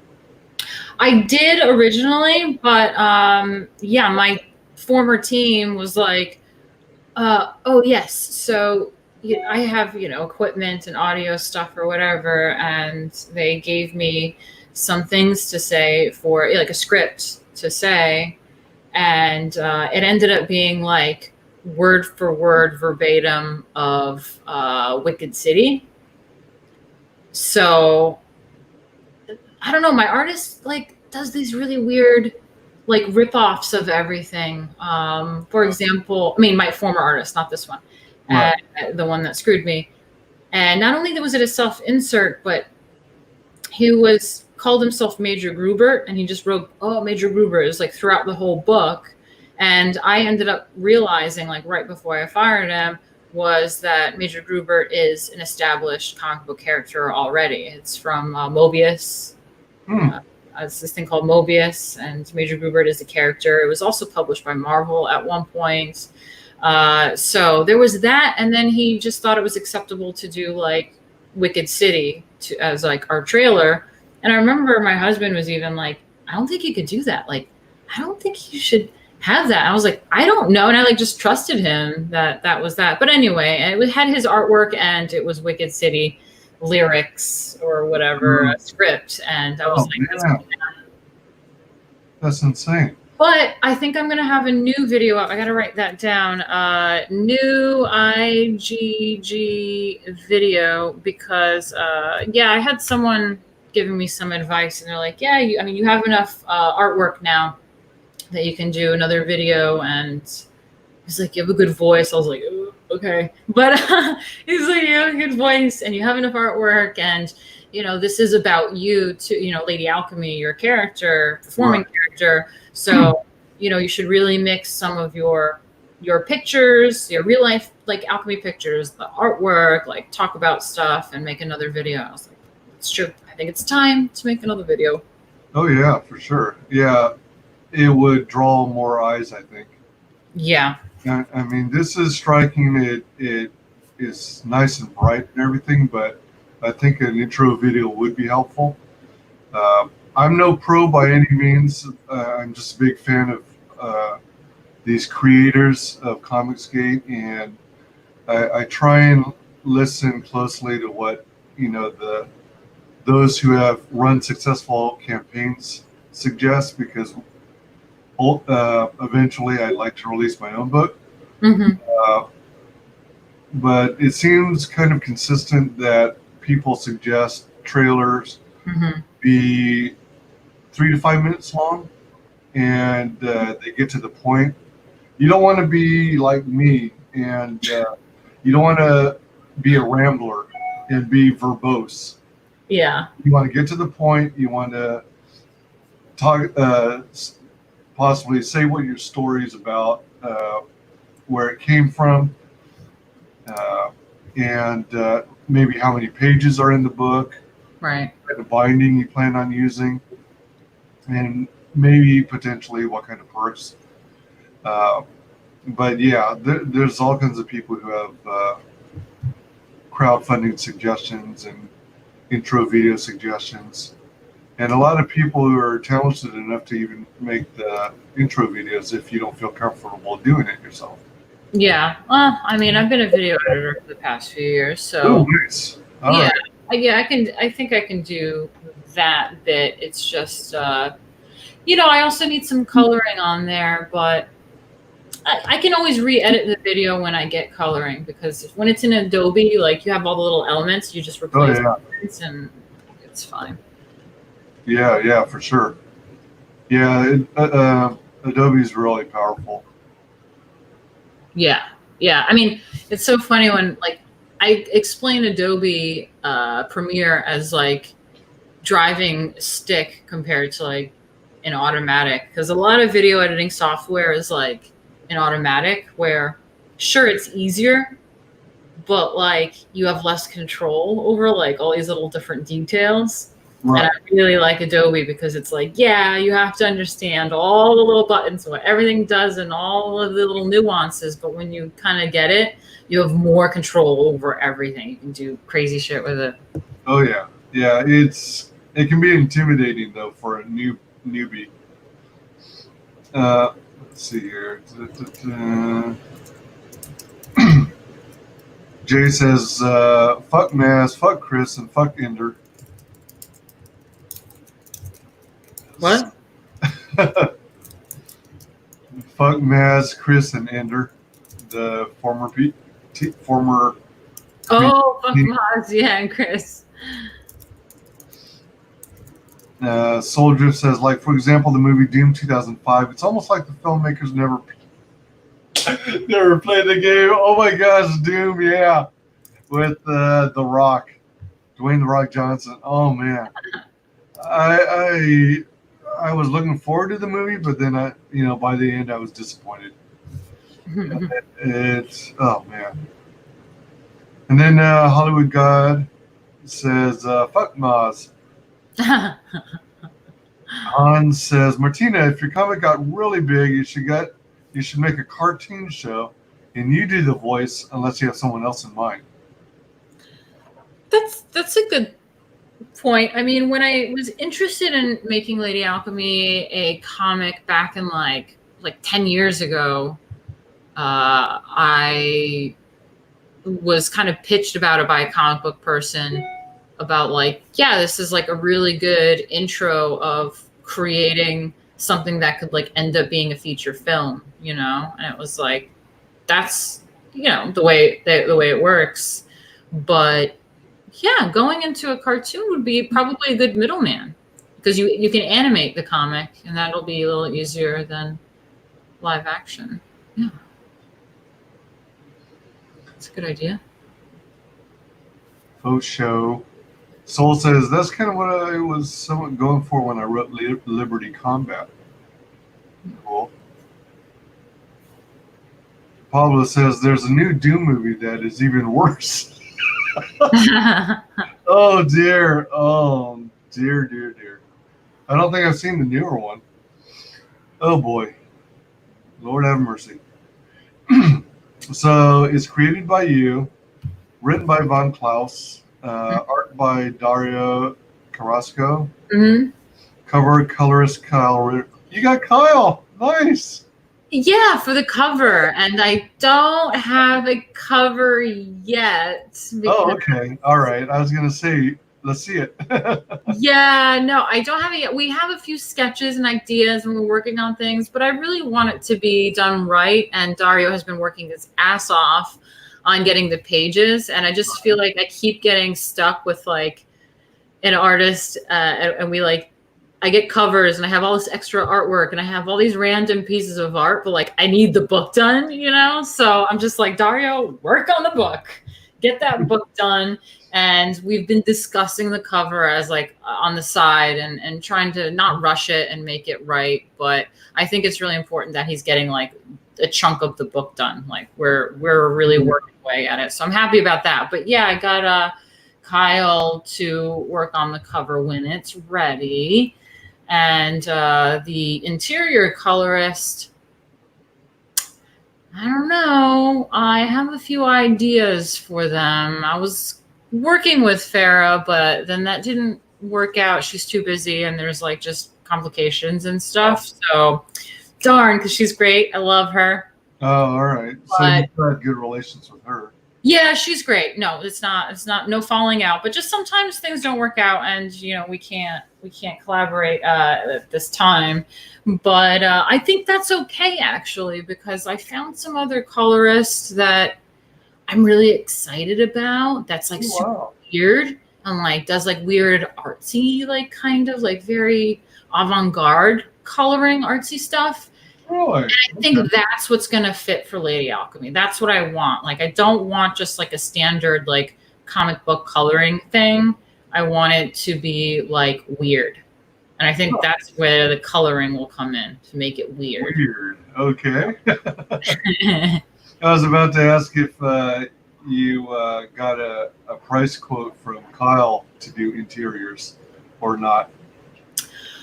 I didn't. I mean, I think we may have talked about. He's really busy. He's working on Starblades. He's working on Ethan's stuff. He's working on all these things, and you know, I'm really low budget right now. Even though my campaign did fantastic, unfortunately, I mean, there was like tens of thousands of dollars that was wasted, you know, because of my old team.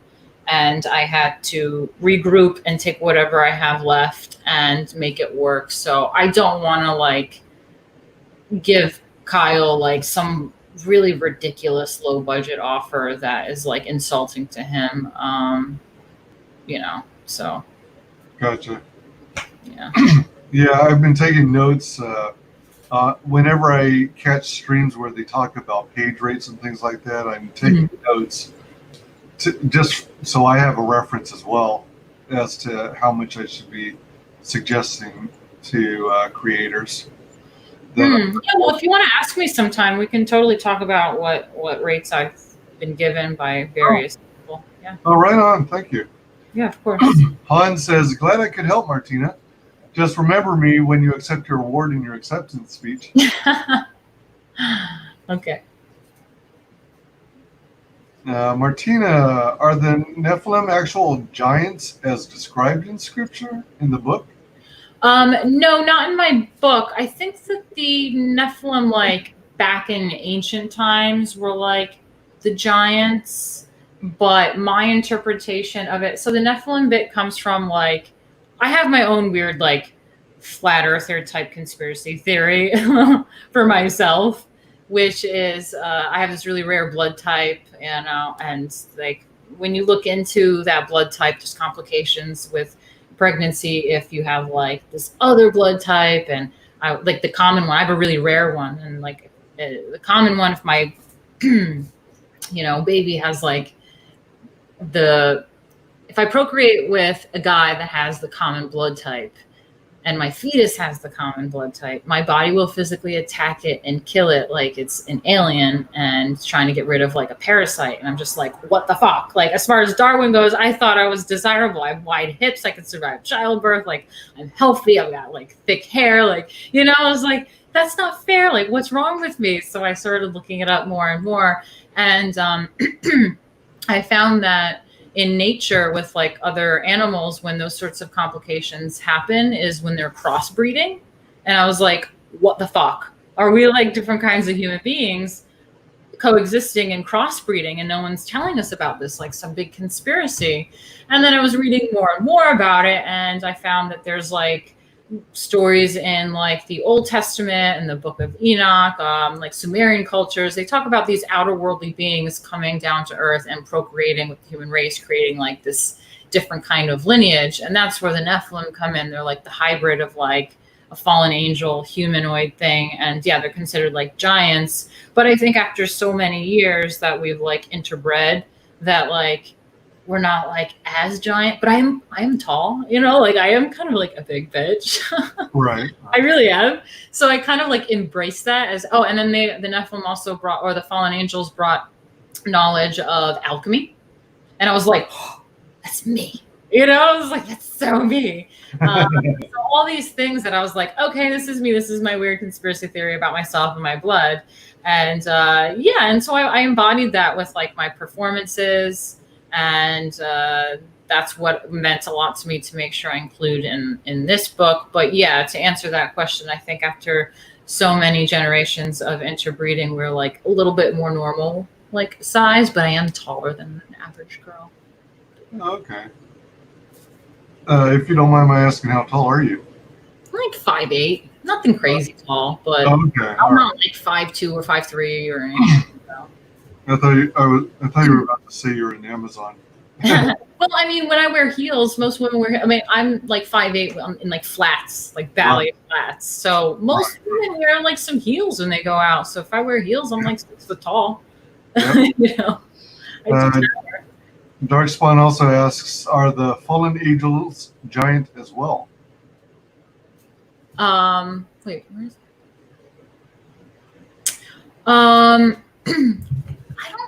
I don't know. I mean, the thing is, like in my book, it's like the bloodline that is like part of this like fallen angel, like Nephilim thing. And like Lady Alchemy doesn't even know it and doesn't realize it, because it's kind of like in real life when it happened. And stuff happens, and like she gets jumped by in an alleyway, and they try to take her blood. It's like these evil figures. And it like is like, what the hell? Like, what was that? Why? And that's what leads her to go on this journey to, and she finds like the MUTUS LIBER, and it starts to explain kind of stuff. But basically there's people in the world that like have this bloodline. Most of them are elites, you know, world leaders, like Rothschild type stuff, you know. And that's kind of my world where I created them. It's not like the old timey like Book of Enoch stuff where there's like giants and everything. The only angels that are in the book are actually archangels from doing spells. But there may be, I think, in book 2 where I find other people with my bloodline that are kind of like me. So this one's kind of like the making of, like figuring herself out and what's going on, building that world. And I think book 2 will have more of like, there's others. Origin story? Yeah, origin story. That's it. Martina likes it weird. I do. Martina, you are Anunnaki? Yeah. I'm not exactly sure what that is. That's like the alien space gods that came down and did the whole procreating with different race kind of thing. Oh, okay. All right. Anunnaki, yeah. It's the ancient aliens shit. You know, like History Channel, Ancient Aliens. So Right. Okay. Sounds like, yeah. There we go. Sounds like an episode of Ancient Aliens. Yeah, that's it. Now, you were probably part Neanderthal. That's probably directed to me. Giants translated as tyrants. Dark Spawn says there are passages that describe angels being 50,000 feet tall, miles high, and covered in millions of eyes. Oh, I didn't hear about the eyes part. So when I was researching it years ago, it was like they're tall. Oops. Hello? Sorry. My bad. I screwed up. Wrong button. Oh. All right, go ahead. Yeah, tall, green eyes. I was like, oh, I have that too. And red hair and fair skin. And I was like, okay, I pretty much have all of those. As far as the red hair goes, my natural hair color has like red tinges to it. It's brown with like a red tinge. But that's why if you see some pictures of me, some old lady Alchemy pictures, I have like red hair, like red, was because I was trying to be that like archetype and like really embody that character of the Nephilim at that point. But yeah, those are the traits. And then like, I don't know, they have all that special, like they can sense things and, you know, like those kinds of traits. Magical stuff. Cool. Yeah, that's right. Pablo says the Anunnaki is from the Sumerian religion, I think. Yeah, it was. That's, yeah. Sumerians, they talk about the outer worldly beings, the Anunnaki. Yeah. And Jay adds, the higher the rank of angel, the more terrifying they look. Ooh, that's a cool concept. Fuck yeah. Okay. That's interesting. Yeah, so I mean, in the campaign, we're not even into the weird part yet. We're so far, what I have posted is like up to page like 14. Is it? No, 12. I think 12, and I think he's working on 13 right now. And so it's still like the beginning where she's a normal girl and she's like a performer, and like there's a little bit of foreshadowing with like her performance being about like a fallen angel and stuff. And it hasn't gotten weird yet, you know? So I'm excited for when things start to get weird and the story starts pumping, but this is a lot of story building right now. Nice. Nice. Prago loves Mr. Romero's art. Yes, I love Romero. Hollywood God says the Bible has a lot of metaphors and symbolism. Mm-hmm. Yep. Yeah. You boomered on the stream, WyzGyz. Yeah, I did. What would you do? I hit the wrong button. Oh.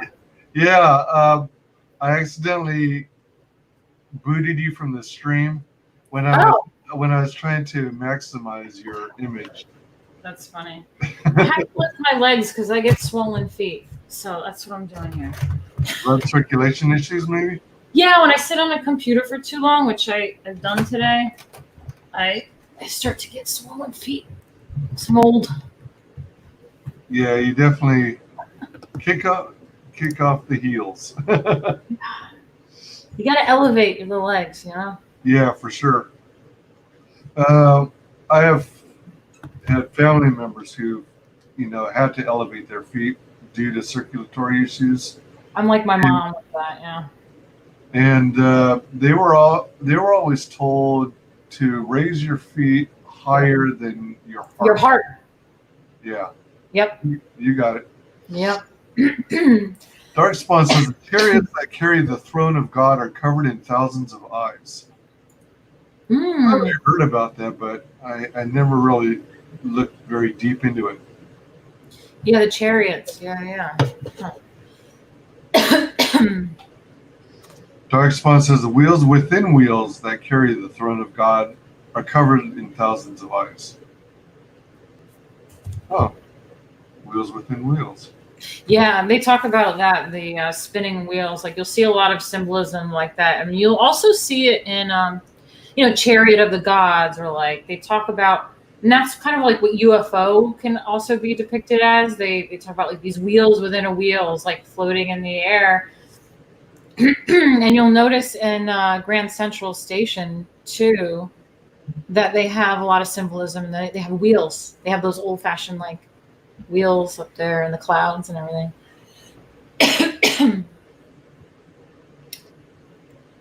Let's see. You'll see them in old like lithographs and Alchemy like art too. A lot of like those old like wheels and spokes. Hmm. According to Jay, you are old. I know. Yeah. That's what I mean. Well, I don't know about that, but when I was your age, I had to tell people like you to get off my lawn. Hollywood God says, "Let us see the feet." No. They want a foot reveal. It's like swollen feet right now. Let's see here. Let's unboomer myself. All right, so I'm really liking this image. Is this a work in progress or is it completed? That one, no, that one's a work in progress. I just like used a little filter on my iPhone to give it a little sparkle because I want that costume to have that really like sparkle effect. And I don't know, I just kind of really like it until I get the actual colorist. So yeah, I love that sparkle effect you added. Yeah, it's pretty cool. It makes it look vibrant. Yeah. Yeah, and then that coloring is literally what I just did on Photoshop myself. So that's not going to be like the way it looks, but I just kind of gave it a little splash of neon. And, oh, okay, gotcha. All right. And it looks like a nagel, so it's like very white and just like. But that's not the official coloring. So would you say this book, Lady Alchemy, is like a very loose story based on your life? I would say it's like more than loose. It's pretty accurate, actually. You can ask me anything. You guys can ask me whatever you want to know about it, but like it's pretty spot on. I mean, it's about me working in a New York City nightclub that's like Studio 54, but today, which is like the club that I worked at. There's some evil bitches there that do some degenerate shit. It's like some anti-Catholic stuff, which is what they would. I don't understand this like fetish of like doing these like anti-Catholic performances. It's like so 1960s. It's not edgy making fun of Catholicism, you know? It's like, oh, okay, whatever. So that's what they would do. And I had a Fallen Angel performance. So it's just funny. It's all falling into place. They had this like, you know, like demonic, like making fun of Catholic performance. And then I had this like religious, like Fallen Angel performance that embodied my Nephilim kind of concept. And these bitches ended up turning on me and being huge cunts, if I could say that on your channel. Oh, yeah, sure. And so they, you know, are the bitches in the book. And then the only thing that's not real is Vinia, which is the main bad character. But she kind of embodies that like higher concept of evil that is more controlling, and she's a powerful person in the world of like entertainment because she can make you a star. She can put you on billboards. She can like she has the power to give you, if you're a performer, to make you the star that you want to be, and that is a tempting thing for people. Oh yeah. Especially as a performer or an actor or whatever. It's like you want stardom, you want success. And at what cost do you want that? A lot of people, we talk about Hollywood and their weird demonic ways and selling their souls of sorts. Oh, yeah. So that's the kind of temptation that she offers you. And it's not as clean cut as like, no, I'm good, you know, like you're bad, I'm not taking your offer. I mean, it's a real tempting offer. It really is. So that's the kind of thing that I want to depict, that basic like good and bad, which is something that I also kind of had to come to terms with in my own real life as well. Like, do you want to be the angel or because the Nephilim can also be considered demons. You know, there's people that are like, oh, they're the elites, they're the Illuminati, they're the like world leaders, like they're the reptilian race, you know, like all the Nephilim are bad. And so I had that like, oh my God, am I bad? You know, like, do I have demonic blood? Like, what is this? And it's just kind of like, you have the choice to be that angel or demon. It depends on, you know, depends. Yep. Darkspawn says Azrael, the angel of death in Judaism, is described as being covered in as many eyes as there are stars in the night sky, and he holds every scroll for each human being on earth who is going to die. Wow, I love that. That's interesting. That's pretty wild. Every time I think of some being that has that many eyes, I just can't help but imagine, you know, them getting their eyes poked all the time. Like, what if they could sit down, you know? They're constantly poking their eyes. They're like, ow, ow, ow, ow, ow, ow, ow, ow. Or getting like a hair in your eye. Oh my gosh. That would be a pain in the neck to get the little hair out. Oh dear. Excuse me. So she's Vinya's like evil incarnate. Mm-hmm. And then you've fleshed out these characters. Yeah. What does MUTUS LIBER mean? Yeah, so that's Latin for the mute book or the silent book. So it's basically a picture book. And it's a real book, an ancient alchemical text. It was written in 1677. And that's me holding the actual MUTUS LIBER from 1677 there. Wow. Isn't that wild? I ended up coming across it in real life. I mean, this is what I'm telling you when you ask me, like, is this loosely based? I'm like, man, it's like pretty real. I don't know. Holy moly. I know. Now, you're a performer by profession. Mm-hmm. Now, did that include acting? You know, we had all this talk earlier in the chat about, you know, you would be great in this role or that role. Have you done acting as well? I've done a little acting. I think I'm more of a dancer than an actress, but I can try. I mean, I'm a professional. I know how to show up, and now, I mean, I've done theater acting. Uh-huh. So Oh, all right, cool. I've done some short films and stuff too, but like, I don't know. It's not like my strongest thing. I don't think. I mean, I do remember when I was doing theater and when we had our first rehearsal, like on stage in front of everybody, and we were like doing it. And I remember going backstage and they're like, "You're really good." And I was like, "Really? Okay." Okay. But I don't think I'm that great. How did you get into performing?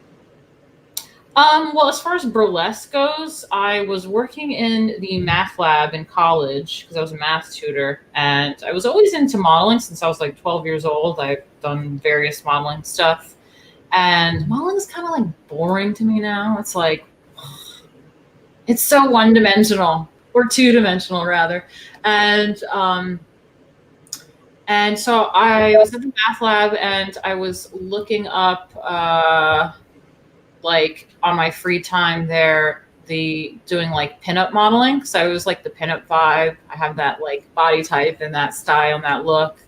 And I was looking up New York pinup modeling, and I found the New York Pinup Club, and I started doing modeling with them, doing pinup stuff. And then they were like, "Oh, we're doing, gonna do burlesque show. Like, do you want to do that?" And I was doing theater at the time, and I thought that burlesque again has that pinup vibe, but also like, you get the opportunity to make costumes and be like the star. And I like dancing and like movement. It's more dynamic than modeling. And I was like, okay, let's do it. So we set that date. There was that show, and you just kind of force yourself to do it. You either do it or you always wish that you could do it. So I did it. And then once you do it once, you just keep doing it and keep doing it. You get better and better and better. And that's what I do now. Wow, cool. Yeah. And so Dark Spawn asks, Martina, will the book be very off the wall with the supernatural imagery, like in Bayonetta? Because it feels like to me you actually took great inspiration and influence from Bayonetta.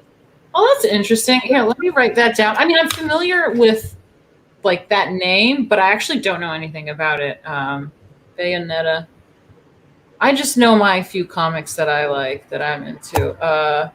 So yeah, I'll check that out. That's actually, I don't know anything about it, but I'll look into it. If I'm not, oh, go ahead.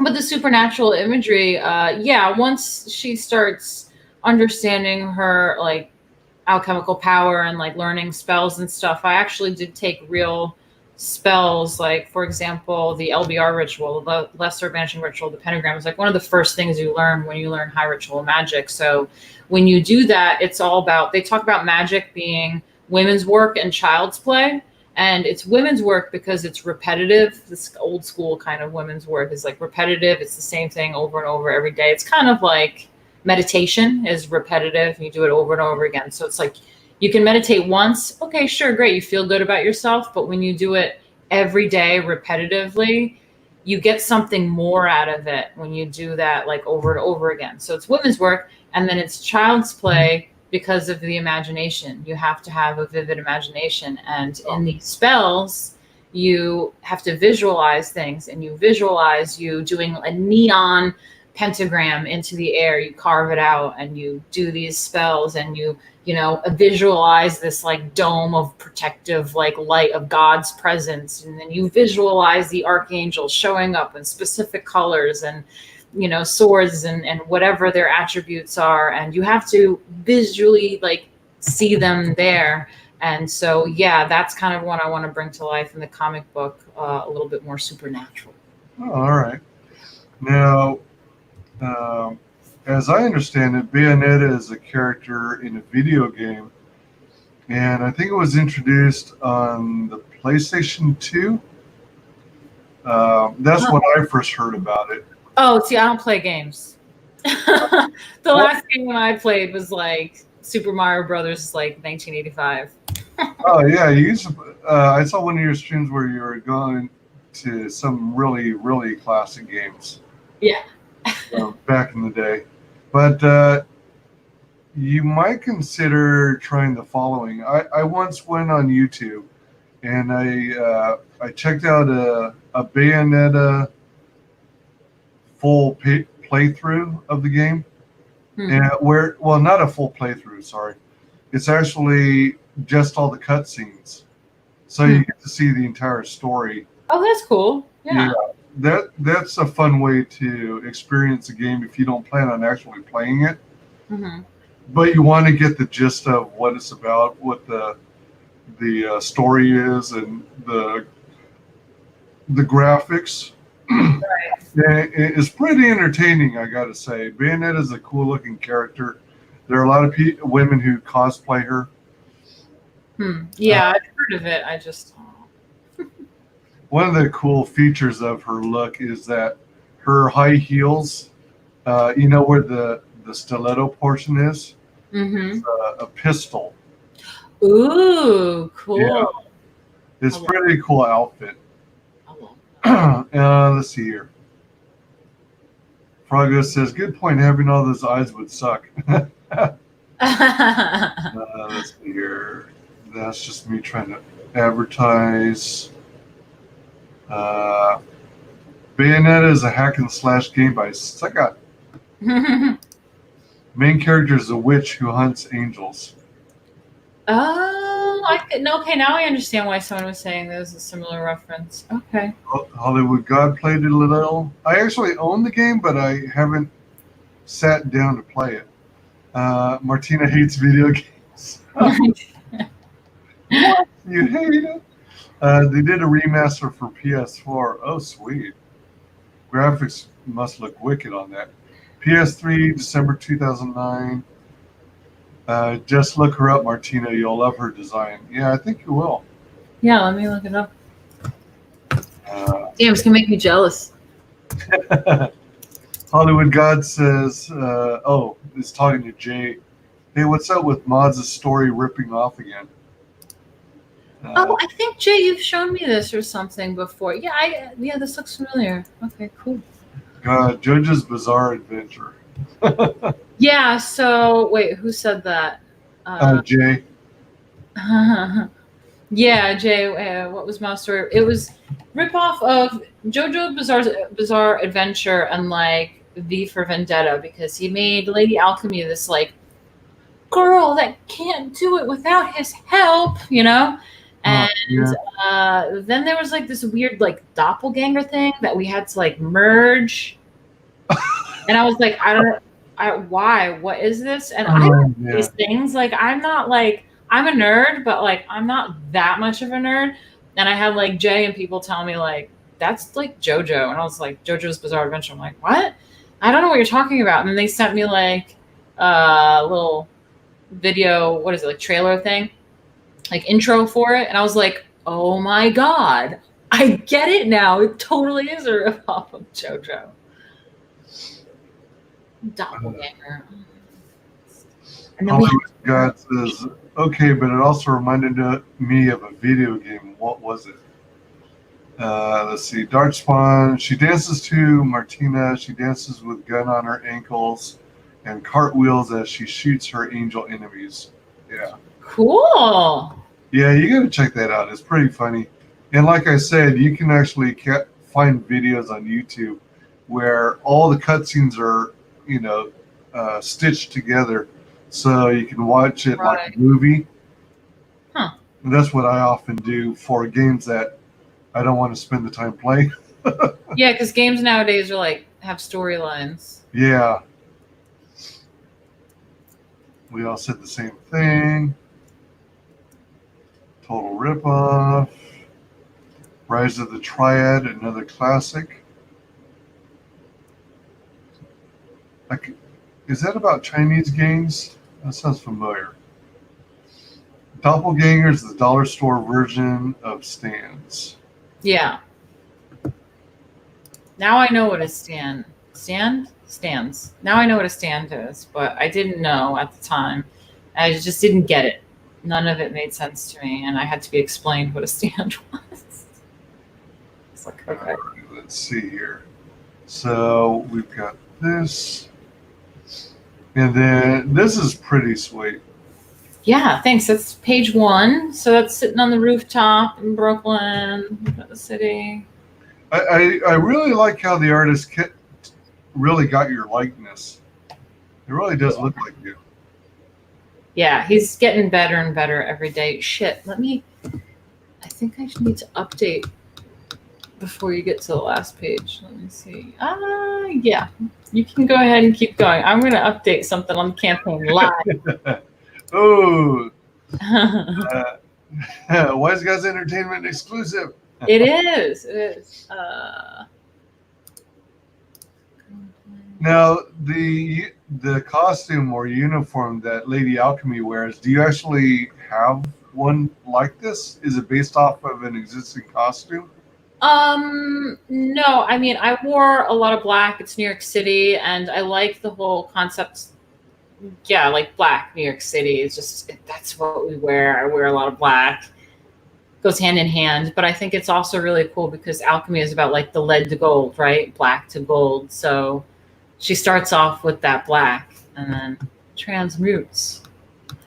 I like the architecture captured. Yeah.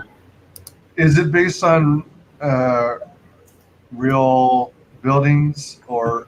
Well, I'm sure some of that one's not. There's the Chrysler building in the background, but right. Other than that, no, that was for effect. Cool.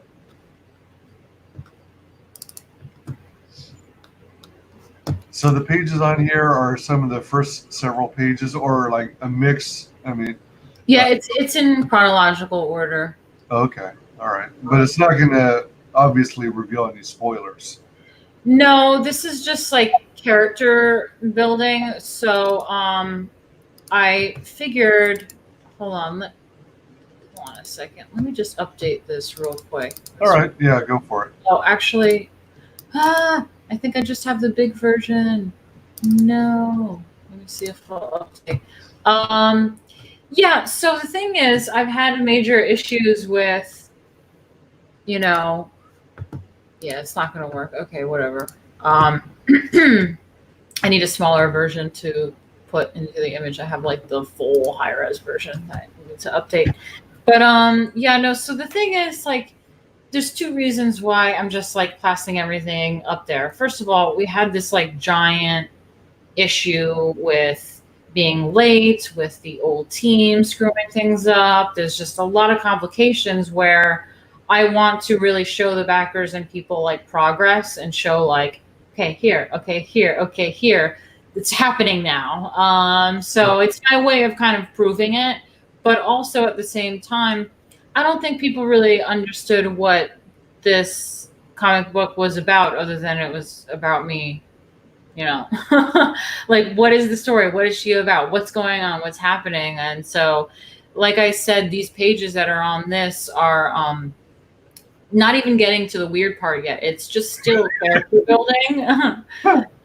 So it's an opportunity to show people like what is going on in the story, set it up, get people kind of like, oh, okay, like I'm starting to see like what's happening here, and get some trust back with people. Mm-hmm. But I don't think it's giving anything away. It's building the story so you can understand. Very cool. So yeah, that's her going to the club. Yeah, there was like the subway, and everyone's on their phones, and there's advertisements everywhere and all that propaganda. Then she's like going to the club, and you could see like Vinia, like the crowd's part for her. And then there's like backstage getting ready. It's the backstage ritual. For sure. Let me see here. Got some chats. Since you're better at dancing, then you'll be perfect for the role of Christy Montero from Tekken. Okay, I'm into Tekken actually. You are? Yeah. I actually okay. You're a gamer. I mean, not that I've played it in like this decade or, or like last decade at all. But yeah, no, Tekken's all right. See, what I want to do actually, if I'm going to do acting, what I want to do is like some Mila Jovovich kind of shit. Like I want to do like action. Oh yeah. I want to do like martial arts action. Like yeah. That's what I want to do. Yeah, for sure. That's my acting. Well, there's also the option nowadays of being a stunt double. If you're into that, being physical.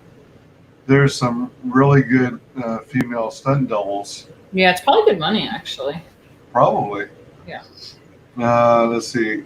Though you'll have to take up some. Now I keep forgetting how to pronounce this. Capoeira. Capoeira. Yeah. Capoeira. Capoeira. Oh, yeah. All right. Yeah, that makes sense. The martial arts that's like dancing. All right. Is that like Brazilian? I was gonna say, is it Brazilian, African? Yeah, I think it's Brazilian. Capoeira lessons for the part to get it right. Capoeira. Now, Rise of the Triad was a 90s first-person shooter. It was like a sequel of Wolfenstein 3D. Oh, okay. Because I did play Wolfenstein 3D a lot, and then I went into Doom and Unreal. Okay, all right. And Half-Life. No, it was supposed to be a sequel to Wolfenstein 3D, but was bought out and changed. Oh, all right. I love that there's actual open cleavage. If this was going to be a movie, make sure you tell them to keep that in the costume, Martina. Yes, for Most sure. superhero costumes are very PC now. Oh, yeah, that's true. Well, I mean, that's just modeled after my real costume, which had a lot of just like sheer fabrics, and it was just really beautiful. I mean, when it's colored, it's going to have a little bit more depth to it, but it's a lot of sheerness, for sure. Right. Yeah, for sure. Yeah, cleavage is important. Yeah. Soul says Li Wu Long. Leilam. What? Where? Is it Lei or Li Wu Long? Oh, maybe he's saying something different. Oh, yeah, no, I don't know what that is. That's Asian or something. Li Wulong? Martina would fit Anna Williams from Tekken better, to be honest. Oh, okay. I think I know who you're talking about. I used to follow Tekken for a while. All right. So on here, so yeah, that's preparing for the performance, right? Yeah. It's at the club. And then that's Backstage. backstage, which is like, again, so far everything's 100% accurate to real life. This Man, is what like backstage was like where I worked. It's just wow. contortionists stretching, doing their contortion backstage. We got midgets. We have people in costumes. We have men in makeup in costumes, just wildness. We have a man in a headset telling you 30 minutes to the stage kind of thing. So did that person actually? I take it every one of these had a different performance unto themselves. Yeah. Okay. So you guys went in a certain order. Dictated Yeah, it's like a call. Yeah, there's like a Ross like call sheet. I forget. I haven't performed in ages, but yeah, there's like a list, and it's like you could see the show lineup. Okay, right on. Sometimes there was like a duo or whatever, or like a little troupe, or it was various things. But I performed by myself. Now, what? I don't know if I heard right, but wasn't the guy who's calling out the times and whatnot, the order? Is he actually like your artist, or is he? That's Vaughn. All right. That's actually Vaughn. I think so. I don't know. It looks like him. And then we've got Windy Lace and CC. CC Fox. It is CC Fox. All right. Yep. All right. Yeah, so they're starting the performance as like Vinia watches. That middle panel is like the host, like the show's starting. Gotcha. They're coming out.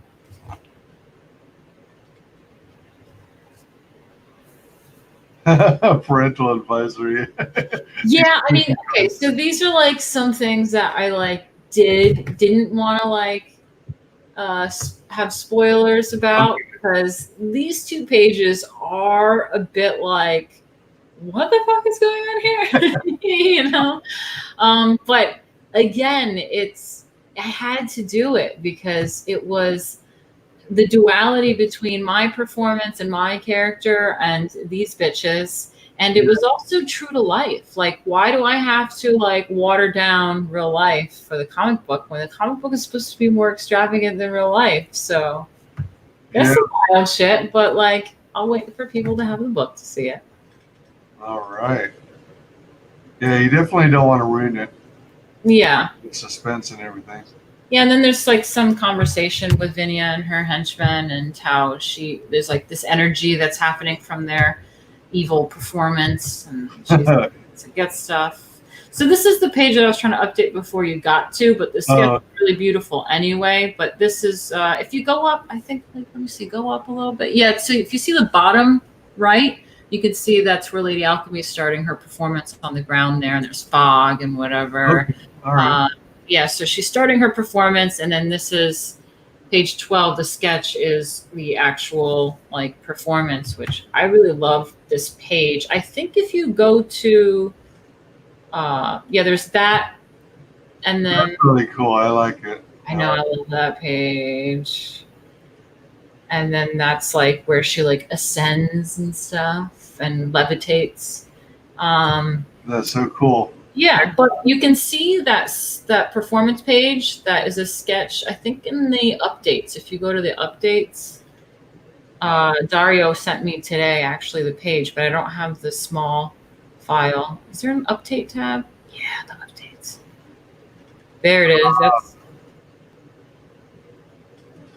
Page 12. yep. That's the sketch inked. Jeez, wow. Yeah, and then in the update, I actually did some close-ups so you can see all the detailing. But I think that's really beautiful. When it's colored, it's going to be just like, whoa. So did you have to send him some video footage so he had references to work from? Yeah, I sent him a ton of material, and I'm really proud of him for like really actually like doing the research, and he nailed it. That's it. Wow, yeah. No kidding. So it's It's just like, some close-up details of like all the little pieces of that page.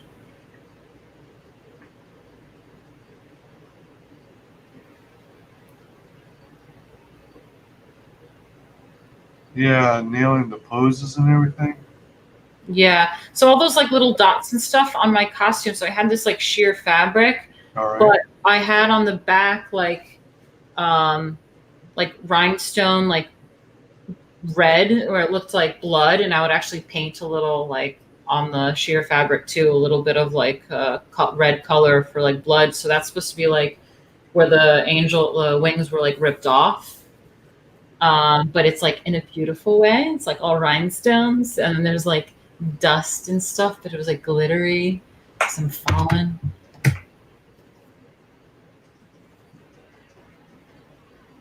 All right. Let's see here.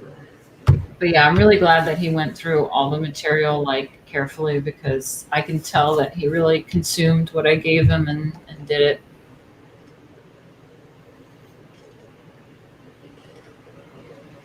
Yeah, this is a good update for sure.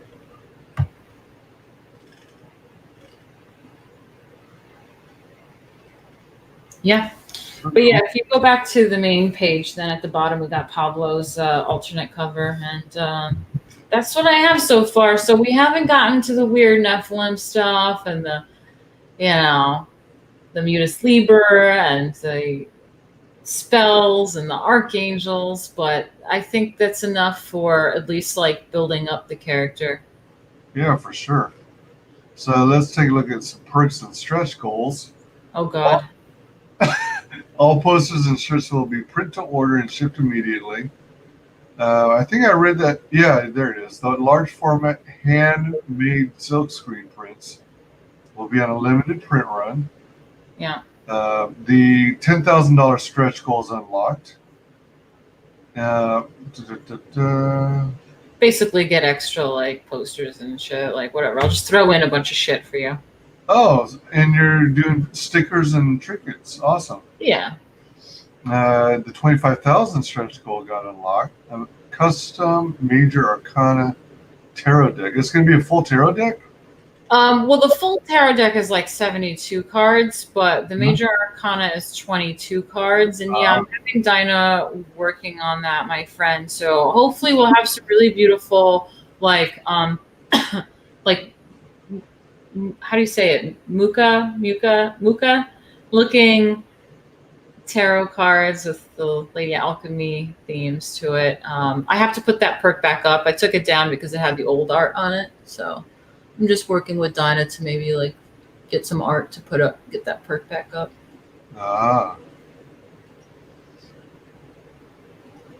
Let's see. Dark Spawn says exactly. Martina is literally Anna Williams. That is her. She has a great fashion sense down, the personality, the beauty, the femininity, and the sexiness. Ooh, okay. Let me look this up. Anna Williams. Yeah, Anna Williams Oh, from Tekken. Oh my God, you guys are so funny. Yeah, well, about the fashion stuff too, when you asked me, yeah, I want everything to be like super fashion and awesome and fabulous. So I go on Pinterest, as a lady my age does, and just start searching for like high fashion stuff. And that's what I gave Dario to draw. I was like, want shiny black sexiness, high fashion. Sweet. Oh wait. Lee Wu Long is the cop in Tekken. He goes after Williams in one of the games. He's like the striker of Tekken. You guys are such nerds. You ignored DG1. Daguan. Daguan. Is that a Tekken character or is that No, that's in chat? that's our chat little inside joke. It's basically like Black Midget, which is in that backstage picture. Oh yeah. Daguan. Daguan. That's what we named him. Oh, okay, all right. So let's see here. Yeah, I think we were at 40,000 stretch goal. Oh, you wanted to see Daguan? There he is. You're right. He is no longer ignored. Well, you know what's funny is that like we had this whole inside joke about Daguan, this like Black Midget thing. All right. And Dario, the artist, has no idea. But I mean, I told him to put like a midget. I gave him pictures of like white midgets and stuff. But he ended up like drawing this black midget, and we were like, "Oh my god, Daguan made it in the comic." It's so funny. That's pretty awesome. Excuse me. All right. And Daguan. You have been elevated, Daguan.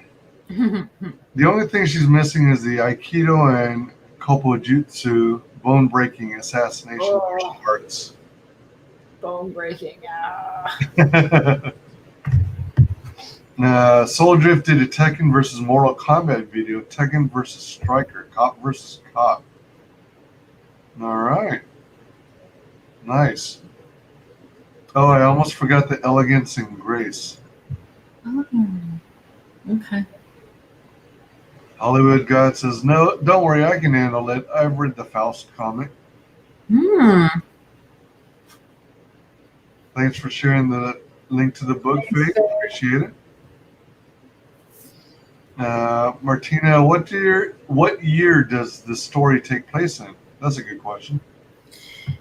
Yeah, I mean, I would say it's like, I'm not going to have like an exact date, but it's like modern, like current, contemporary times. Okay. For me personally, I feel like it would be around like 2016. All right. Right on. Will Lady Alchemy have words and phrases to use certain spells like Doctor Strange and Zatanna?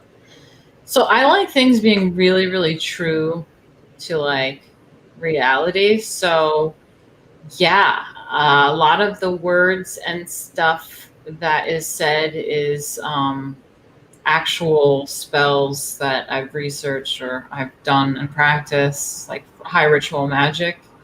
And then there's going to be like another spell that is about like summoning a demon instead, which is not my expertise. My expertise is more like the light side of magic. So I know about the like archangels and like all this stuff and those phrases.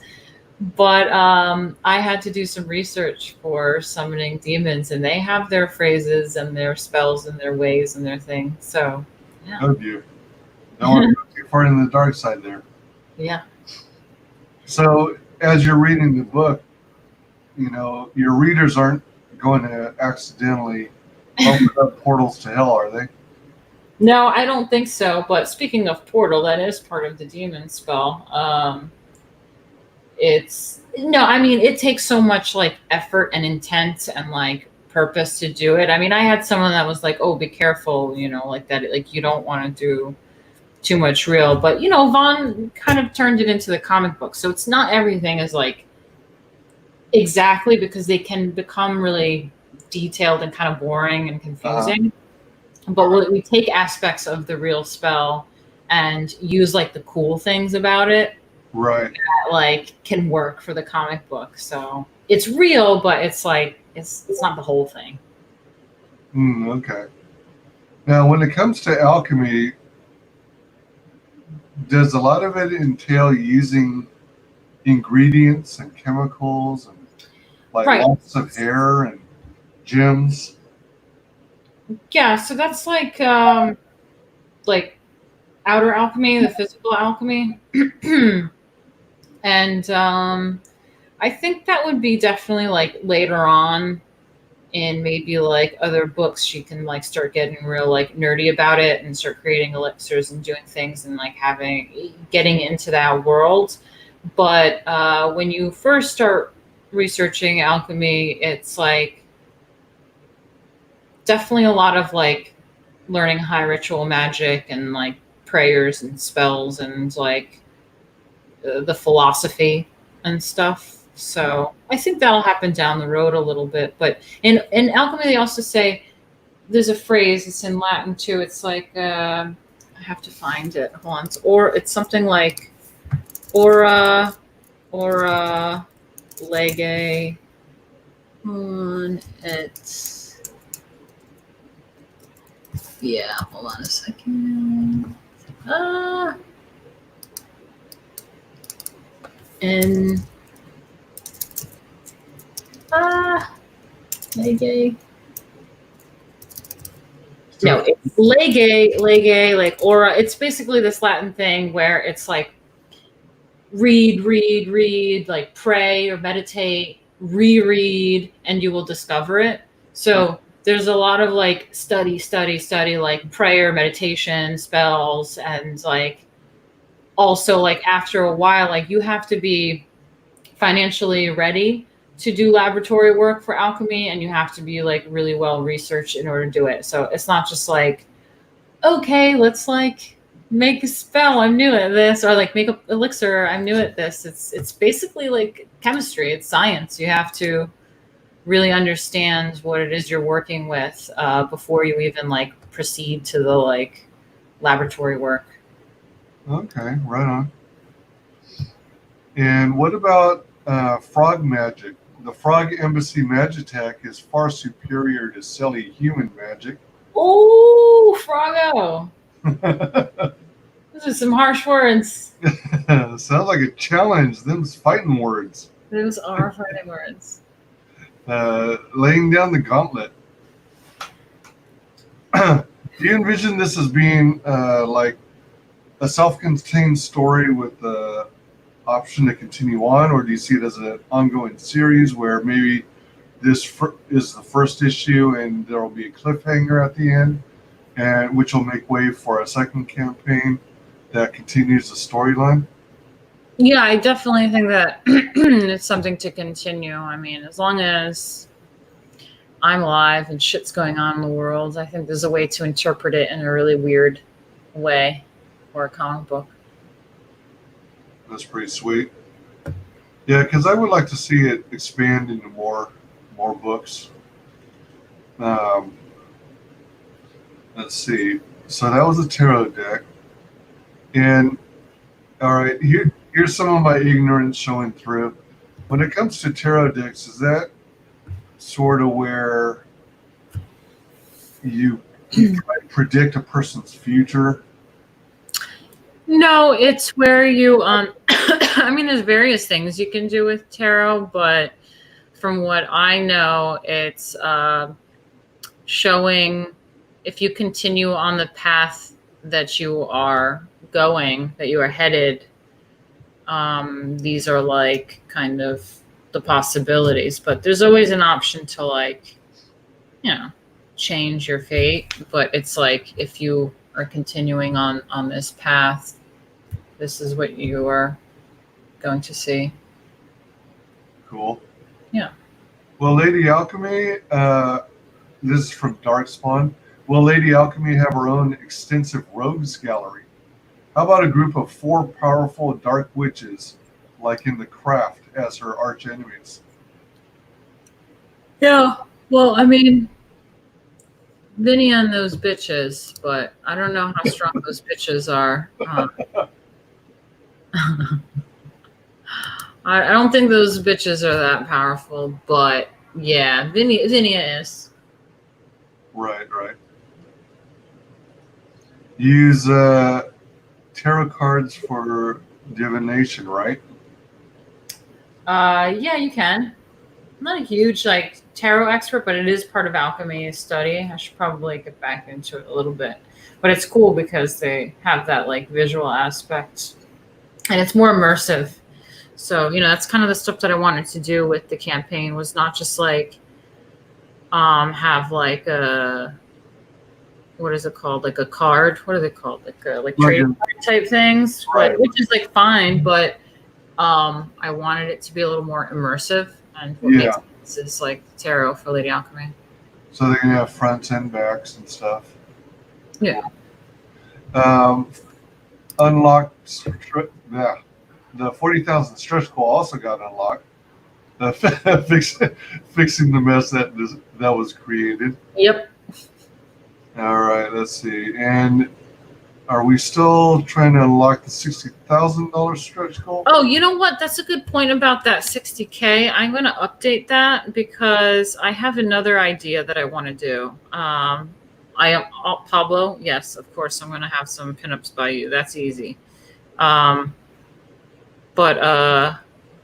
I think I'm going to update that. Yeah. Because what I have this idea is, again, having it be immersive, which I think is fun, having it unique to Lady Alchemy, is that I'm going to do these like mini books that are like 6 pages, but they're like just the performances that I do. Oh, really? And I feel like they could be cool collectibles of like Lady Alchemy performances. And it's also kind of like these performances are real that I've done, as a performer. And it would be nice to showcase them more than like 2 pages. Because that's all that's like,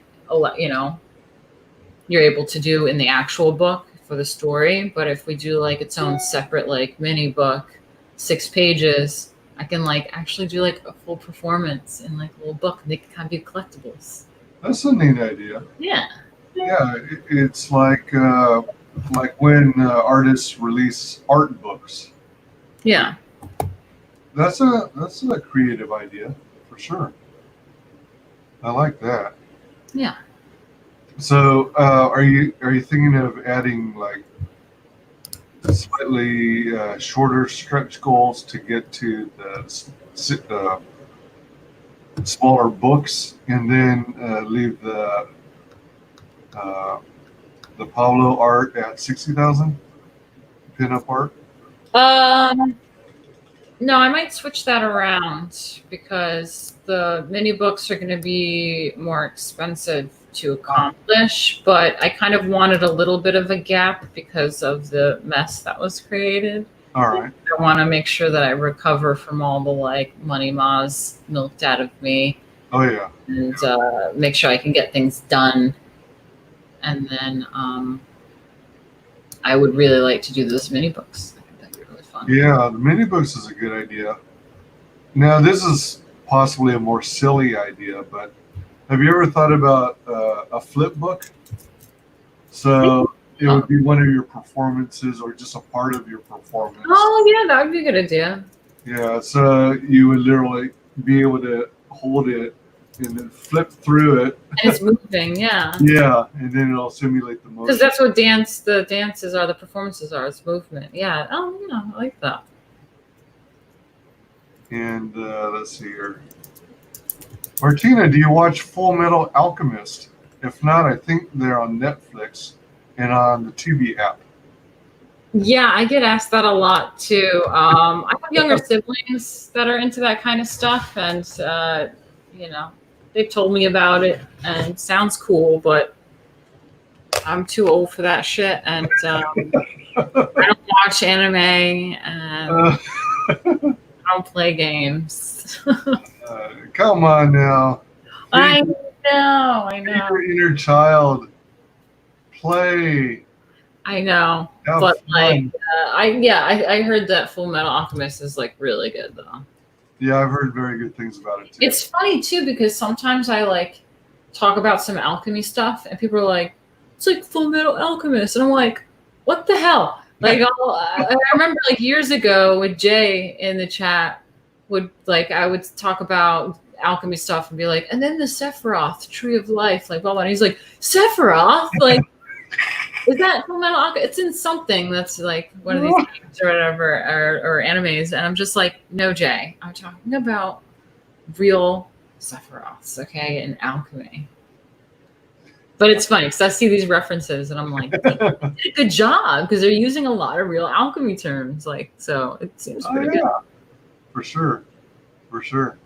Now, checking this one out. This is an alternate cover, a variant by Pablo Romero. Yep. So, if I heard you right, you don't yet have the official cover yet on the main book, but you already have an alternate cover. Yeah, that's because I want to have the main cover have like the inside artist. I want to have Dario like do a cover. I think like he'll definitely nail that. But I'm a big fan of Pablo. Hell yeah. I liked his stuff. So before I had Dario, before this like new team came about, I got Pablo to draw me a little something. So got to make use of it. Yeah. Sweet. Yeah. It's looking good. I mean, it is good. So let's see here. Oh wait, was something added here? So I saw that one. Okay. Oh, I should update that too. So we've got 3 images to look at.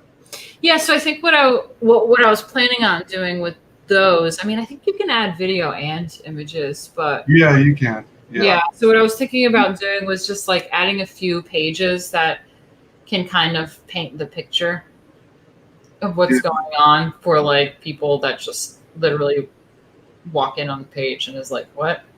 And they flip through, it's like, oh, she's a performer. Oh, okay, something happens to her, and give a little bit of detail so they kind of are like, oh, okay, like you get it. Yeah, the gist of the story. Yeah, I've seen some campaigns where there's even like a couple little short videos about it, or one long video and maybe a trailer where they shortened it up, fine-tuned it. Darkspawn suggests making a villain for Lady Alchemy who resembles Feruza Balk, who's a crazy psychopathic witch who wants her Dark Master, an eldritch entity, to be released onto this world. Yeah, you're going to have to see what Vinia tries to get me to do.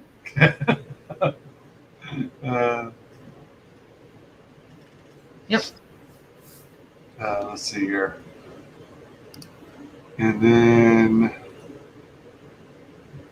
New York City performer discovers her true purpose and the hidden truths of the world through alchemy.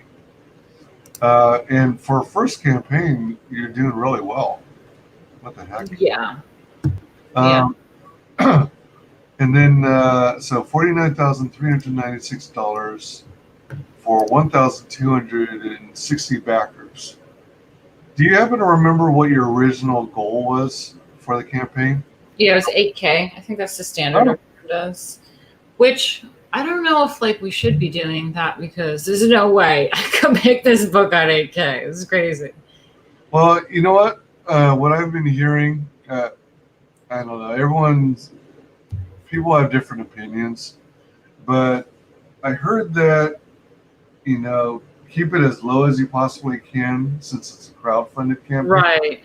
And if you like, all right, so there's a number of people who say you want to, before doing any crowdfunded project, including a comic, try and make sure that you've got the finances to be able to save up $4,000 to $6,000 before you even begin the campaign. and that way you have some money to work with to start. And on your campaign itself, keep it to the bare minimum, which I think on IndieGogo is $500. And what you do is, if you can have most of the project already completed, or at least get it started. Totally agree with that. And I think with this, the next one, I'm hoping that I can work with the team and see what we can pull off as much as possible before we go live, so that I don't have, so I can just go bang, bang, bang it out. Here you go, guys. Like, not have this bullshit. Yeah, and get it fulfilled as soon as possible. Yeah. And the other benefit I've heard from keeping it really low, like having a starting amount of 500 as a goal to reach, is that the sooner you hit that, the sooner it's considered fully funded. Right. Yeah. And then you get to see that cool percentage where it's over 100% already. That's true. And then supposedly IndieGogo promotes your book more when it's fully funded. Okay. So that's another reason to try and keep it as low as possible. Yeah. All right. So in terms of perks, you've got the shirts. Oh, you got the shirts in the beginning. One thing you might consider doing, either on this campaign or another one, switching them around. Well, is creating a tier that's called a featured tier. Oh, right. Okay, let me write that down. Featured tier is like the best bang for your buck, the most economical. Okay. And it kind of highlights to a newbie to the campaign. Here, if you want to get the best experience of Lady Alchemy for the money, then consider this tier. Right. All right, so here we got the shirts, which is cool. I like t-shirts. I own a lot of t-shirts. Oh, nice. Yeah. Yeah, my family has all the shirts. Do they? Yeah, it's funny. Even my niece. Well, you mean they have their individual shirts, or do they have? They have those. Yeah. Or do you like have it all stockpiled at home or something? Oh yeah, I have them stockpiled. I have them all. Okay, all right. And then all right, so 25 each. You pick either the In Hawk Signo, Vince's, yeah, or the Lady Alchemy Dancer. Yeah. And then we've got the poster prints. Option of large poster, A, Babel, or B, Dancer, 24 by 36. Yeah, they're big. I'm really happy you went with the 24 by 36, but it just so happens, I don't know if you can tell with my poor lighting. But you have a lot of stuff on your wall. Yeah, behind me, I've got movie poster size, 24 by 36. Yeah. I think there's a movie poster size that is one or two notches up as well, but I've decided to collect 24 by 36 size movie posters. Cool. And this will go perfect with those. Hell yeah. I actually tried to find a combination of your campaign where I could get the poster, the book, and the t-shirts. Yep. Let's see. So we got that. That's the poster prints. And you got the 40-page graphic novel. Yep. I was asked by people to do like if they wanted to get multiple books to make different tiers, and so they get more discounted the more that you get. So that's why I have like the 2-3 books. Yeah, and also, let's say you're based in the U.S., right? Mm-hmm. You'll have interest from backers in Australia, in the UK, and other countries. And one of the things about international shipping is shipping costs are killer. Yeah.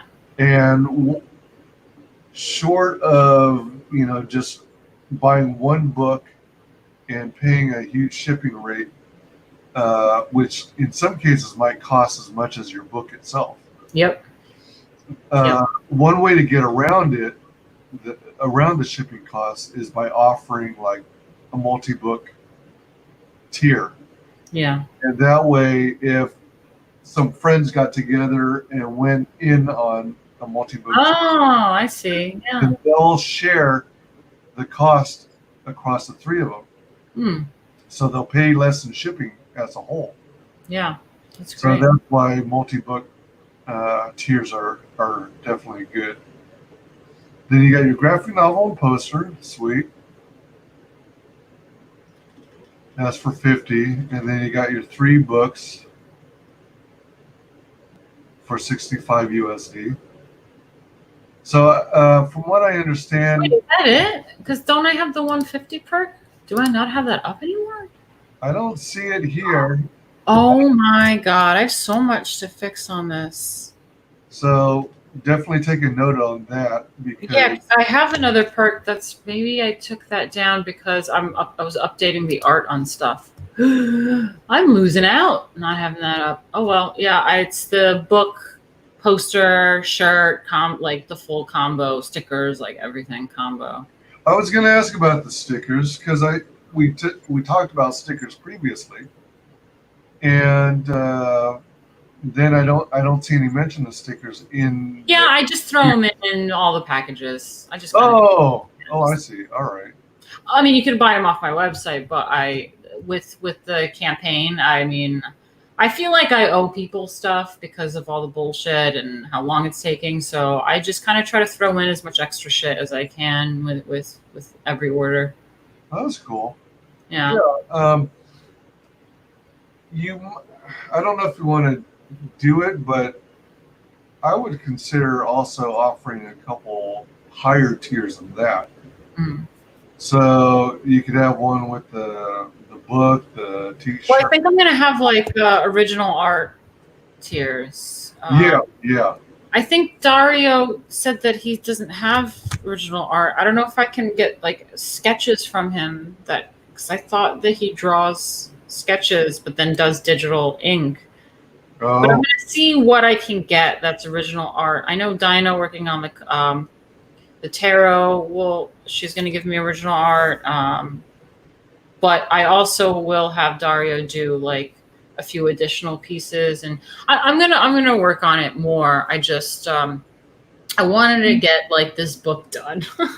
yeah. Because I've gotten so focused on the perks. I've spent so much money on all like the posters and shirts and all these things, and it's all at my mom's house, and it's just like we need the book done. So I was focused on that, but as it's like progressing, I'm like, okay, now let's like reopen things and fiddle around a little bit with extra stuff.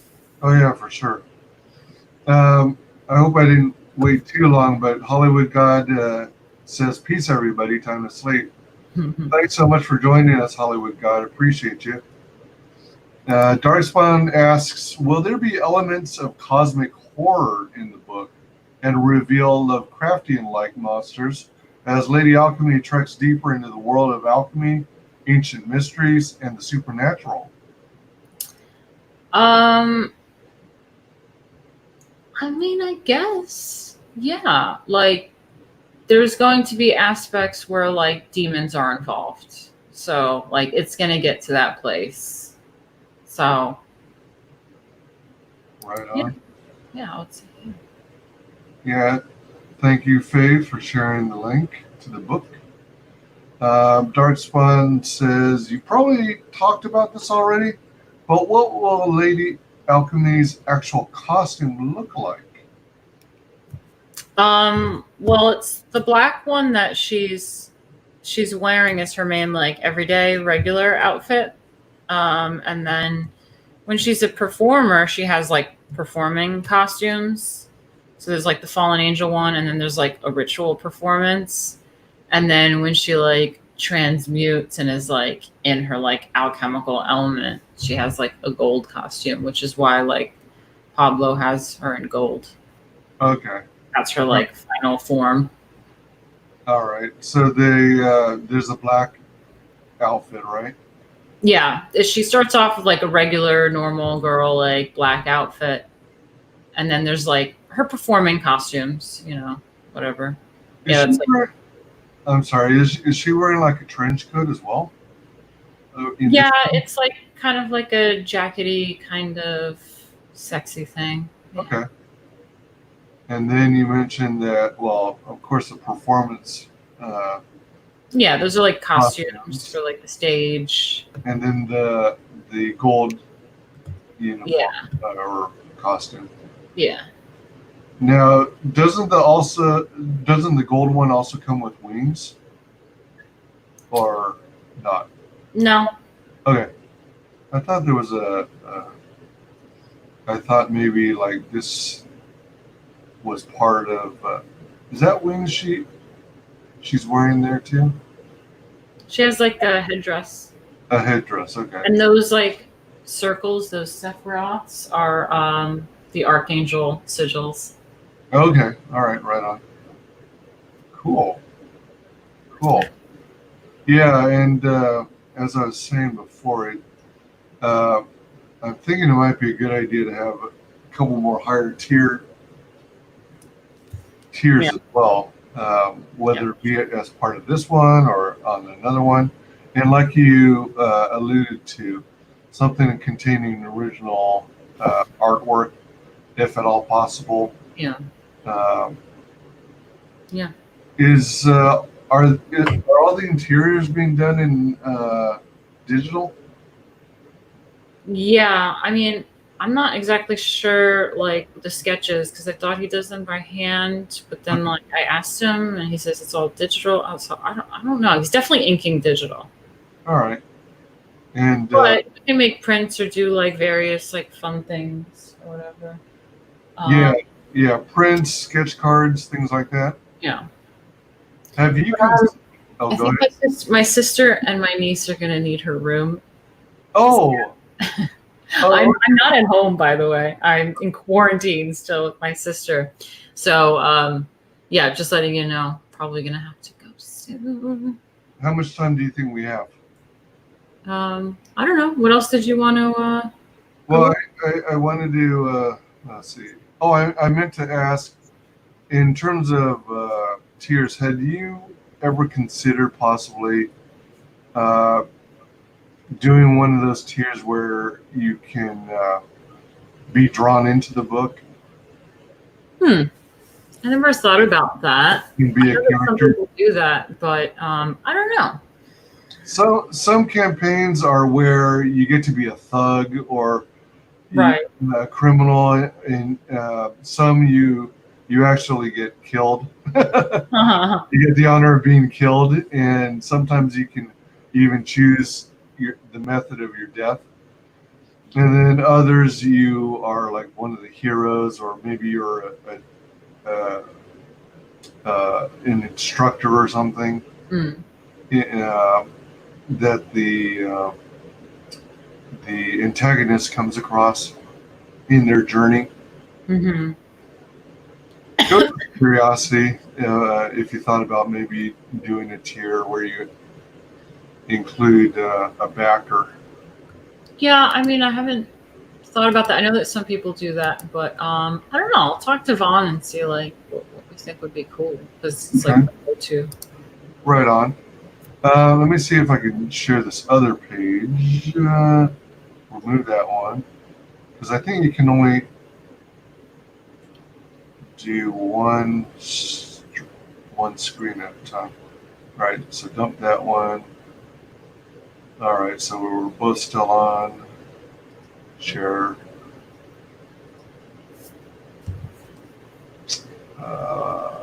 Tab. All right. So you got this other project going on. Oh my God! Yeah. So you were aiming to be is it a cover model or do you get a multi-page spread too? I mean, I'm pretty sure they'll do spreads and do shit with you and promote you for a little while. Yeah, but So what are these campaigns about anyway? I mean, I think that like print is dying and like Maxim is like this is how they're like staying afloat right now, is doing these competitions. So Yeah. people do because you can pay for like the warrior vote or whatever, and I think they make a lot of money doing it. So they just really draw it out. Yeah. It's like this constant thing, but yeah, it's $25K cover of the magazine. So I figured I lost my career, got blacklisted, lost my income, could use the money, Sure. could use the cover as an FU, and maybe like, you know, get some like cool, weird Lady Alchemy shit in the mag. Let me see. Link with friends.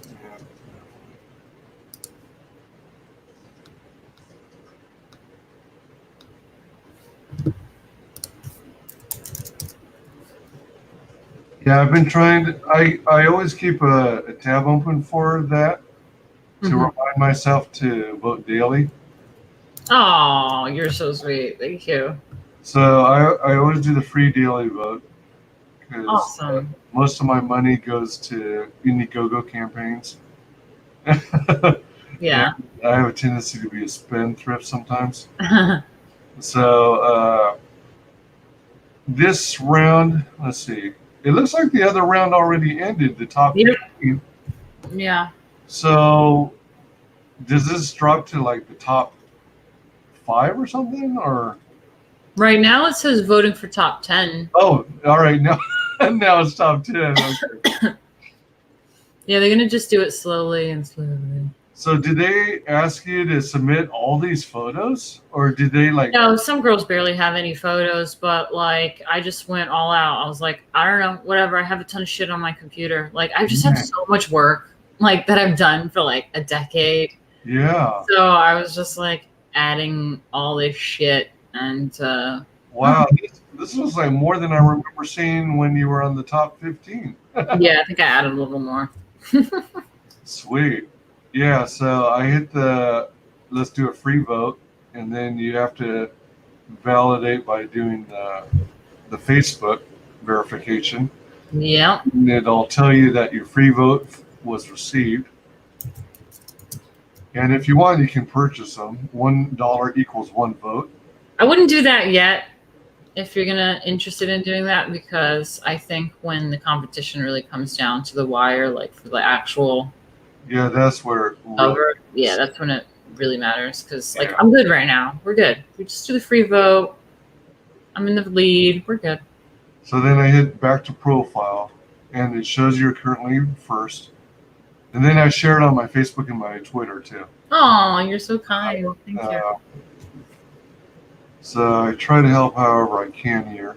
Thank you. Let me see here. So definitely vote daily for Martina. Share with friends and family. Thank you. Also share her book. We've got, let's see, Hans says, Martina, you should have coffee mugs too. What do you think about that? I should what? I should have coffee mugs too. Yeah, there's so many things you can get printed on product. So many products you can print on. Yeah.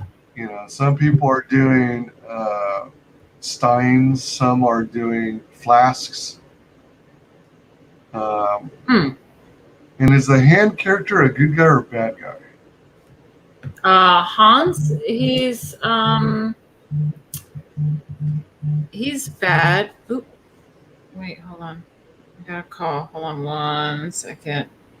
All right. Do you need to mute yourself first? No, it's okay. I'll just text them. All right. Yeah, I know you have to get going soon. I'll try and wrap it up. Yeah. No, Hans is he's Vinia's henchman. Okay. And so yeah, he's bad. All right. So there's going to be some Eyes Wide Shut stuff in it too. Yeah. Like I've never seen that movie to this day. I don't know. Maybe I should watch it for the hell of it. it's good. Is it really? Yeah, I like it. Oh, all right. How much of this book is done digital and the rest traditional by hand? Well, that's the thing. I mean, I thought that Dario was doing like sketches by hand and then he inks in digital, but then he told me that he's doing all of it digital. So I'm not sure. I mean, it's pretty digital. All right. But I mean, I'm not opposed to making like some sort of ink print and then having like, I mean, I'll freaking paint myself like on a big cool like canvas or something. Like I can paint, I can draw. So like I take maybe Dario's print of like the performance and like do some original art. I think that'd be cool. Oh, that would be so cool. Yeah. All right. Well, I wanted to thank you kindly for joining, coming on my stream. Of course. Thanks for having me. It was simply amazing. Had loads of fun, and it was very informative. And it was great learning more about your projects. Thank you. Let's see. We'll move that one. All right. So tell everyone, please. Oh, again, Boomer. Please tell everyone again how they can reach you. Anything else you want to promote? I guess social media, right? We got Twitter. If you're interested in like cultural kind of content, you can follow Martina Markota, Martina Markota. It's not Kova, it's Kota. But if you're interested in the Lady Alchemy stuff, whether it's the comic or the performing things and costumes or whatever, you should definitely follow Lady Alchemy 33. Awesome. And don't forget to vote for Martina to become the maximum cover model. And also... Oh, also, nice glasses. Oh, thanks. And be sure and back Lady Alchemy. Thank you. And let's see. All right. And you can reach me on WyzGyz tweets, on Twitter, and you'll also find me on YouTube under WyzGyz Entertainment, which is where you are now. I'm also trying to expand into other venues like Twitch because I want to do some gaming. Hell yeah. Get back into that. All right. Well, thank you all for joining us. Greatly appreciate it. It's been an honor to have you on the channel, and I hope to have you on again. You take care now. Bye, everyone. Bye.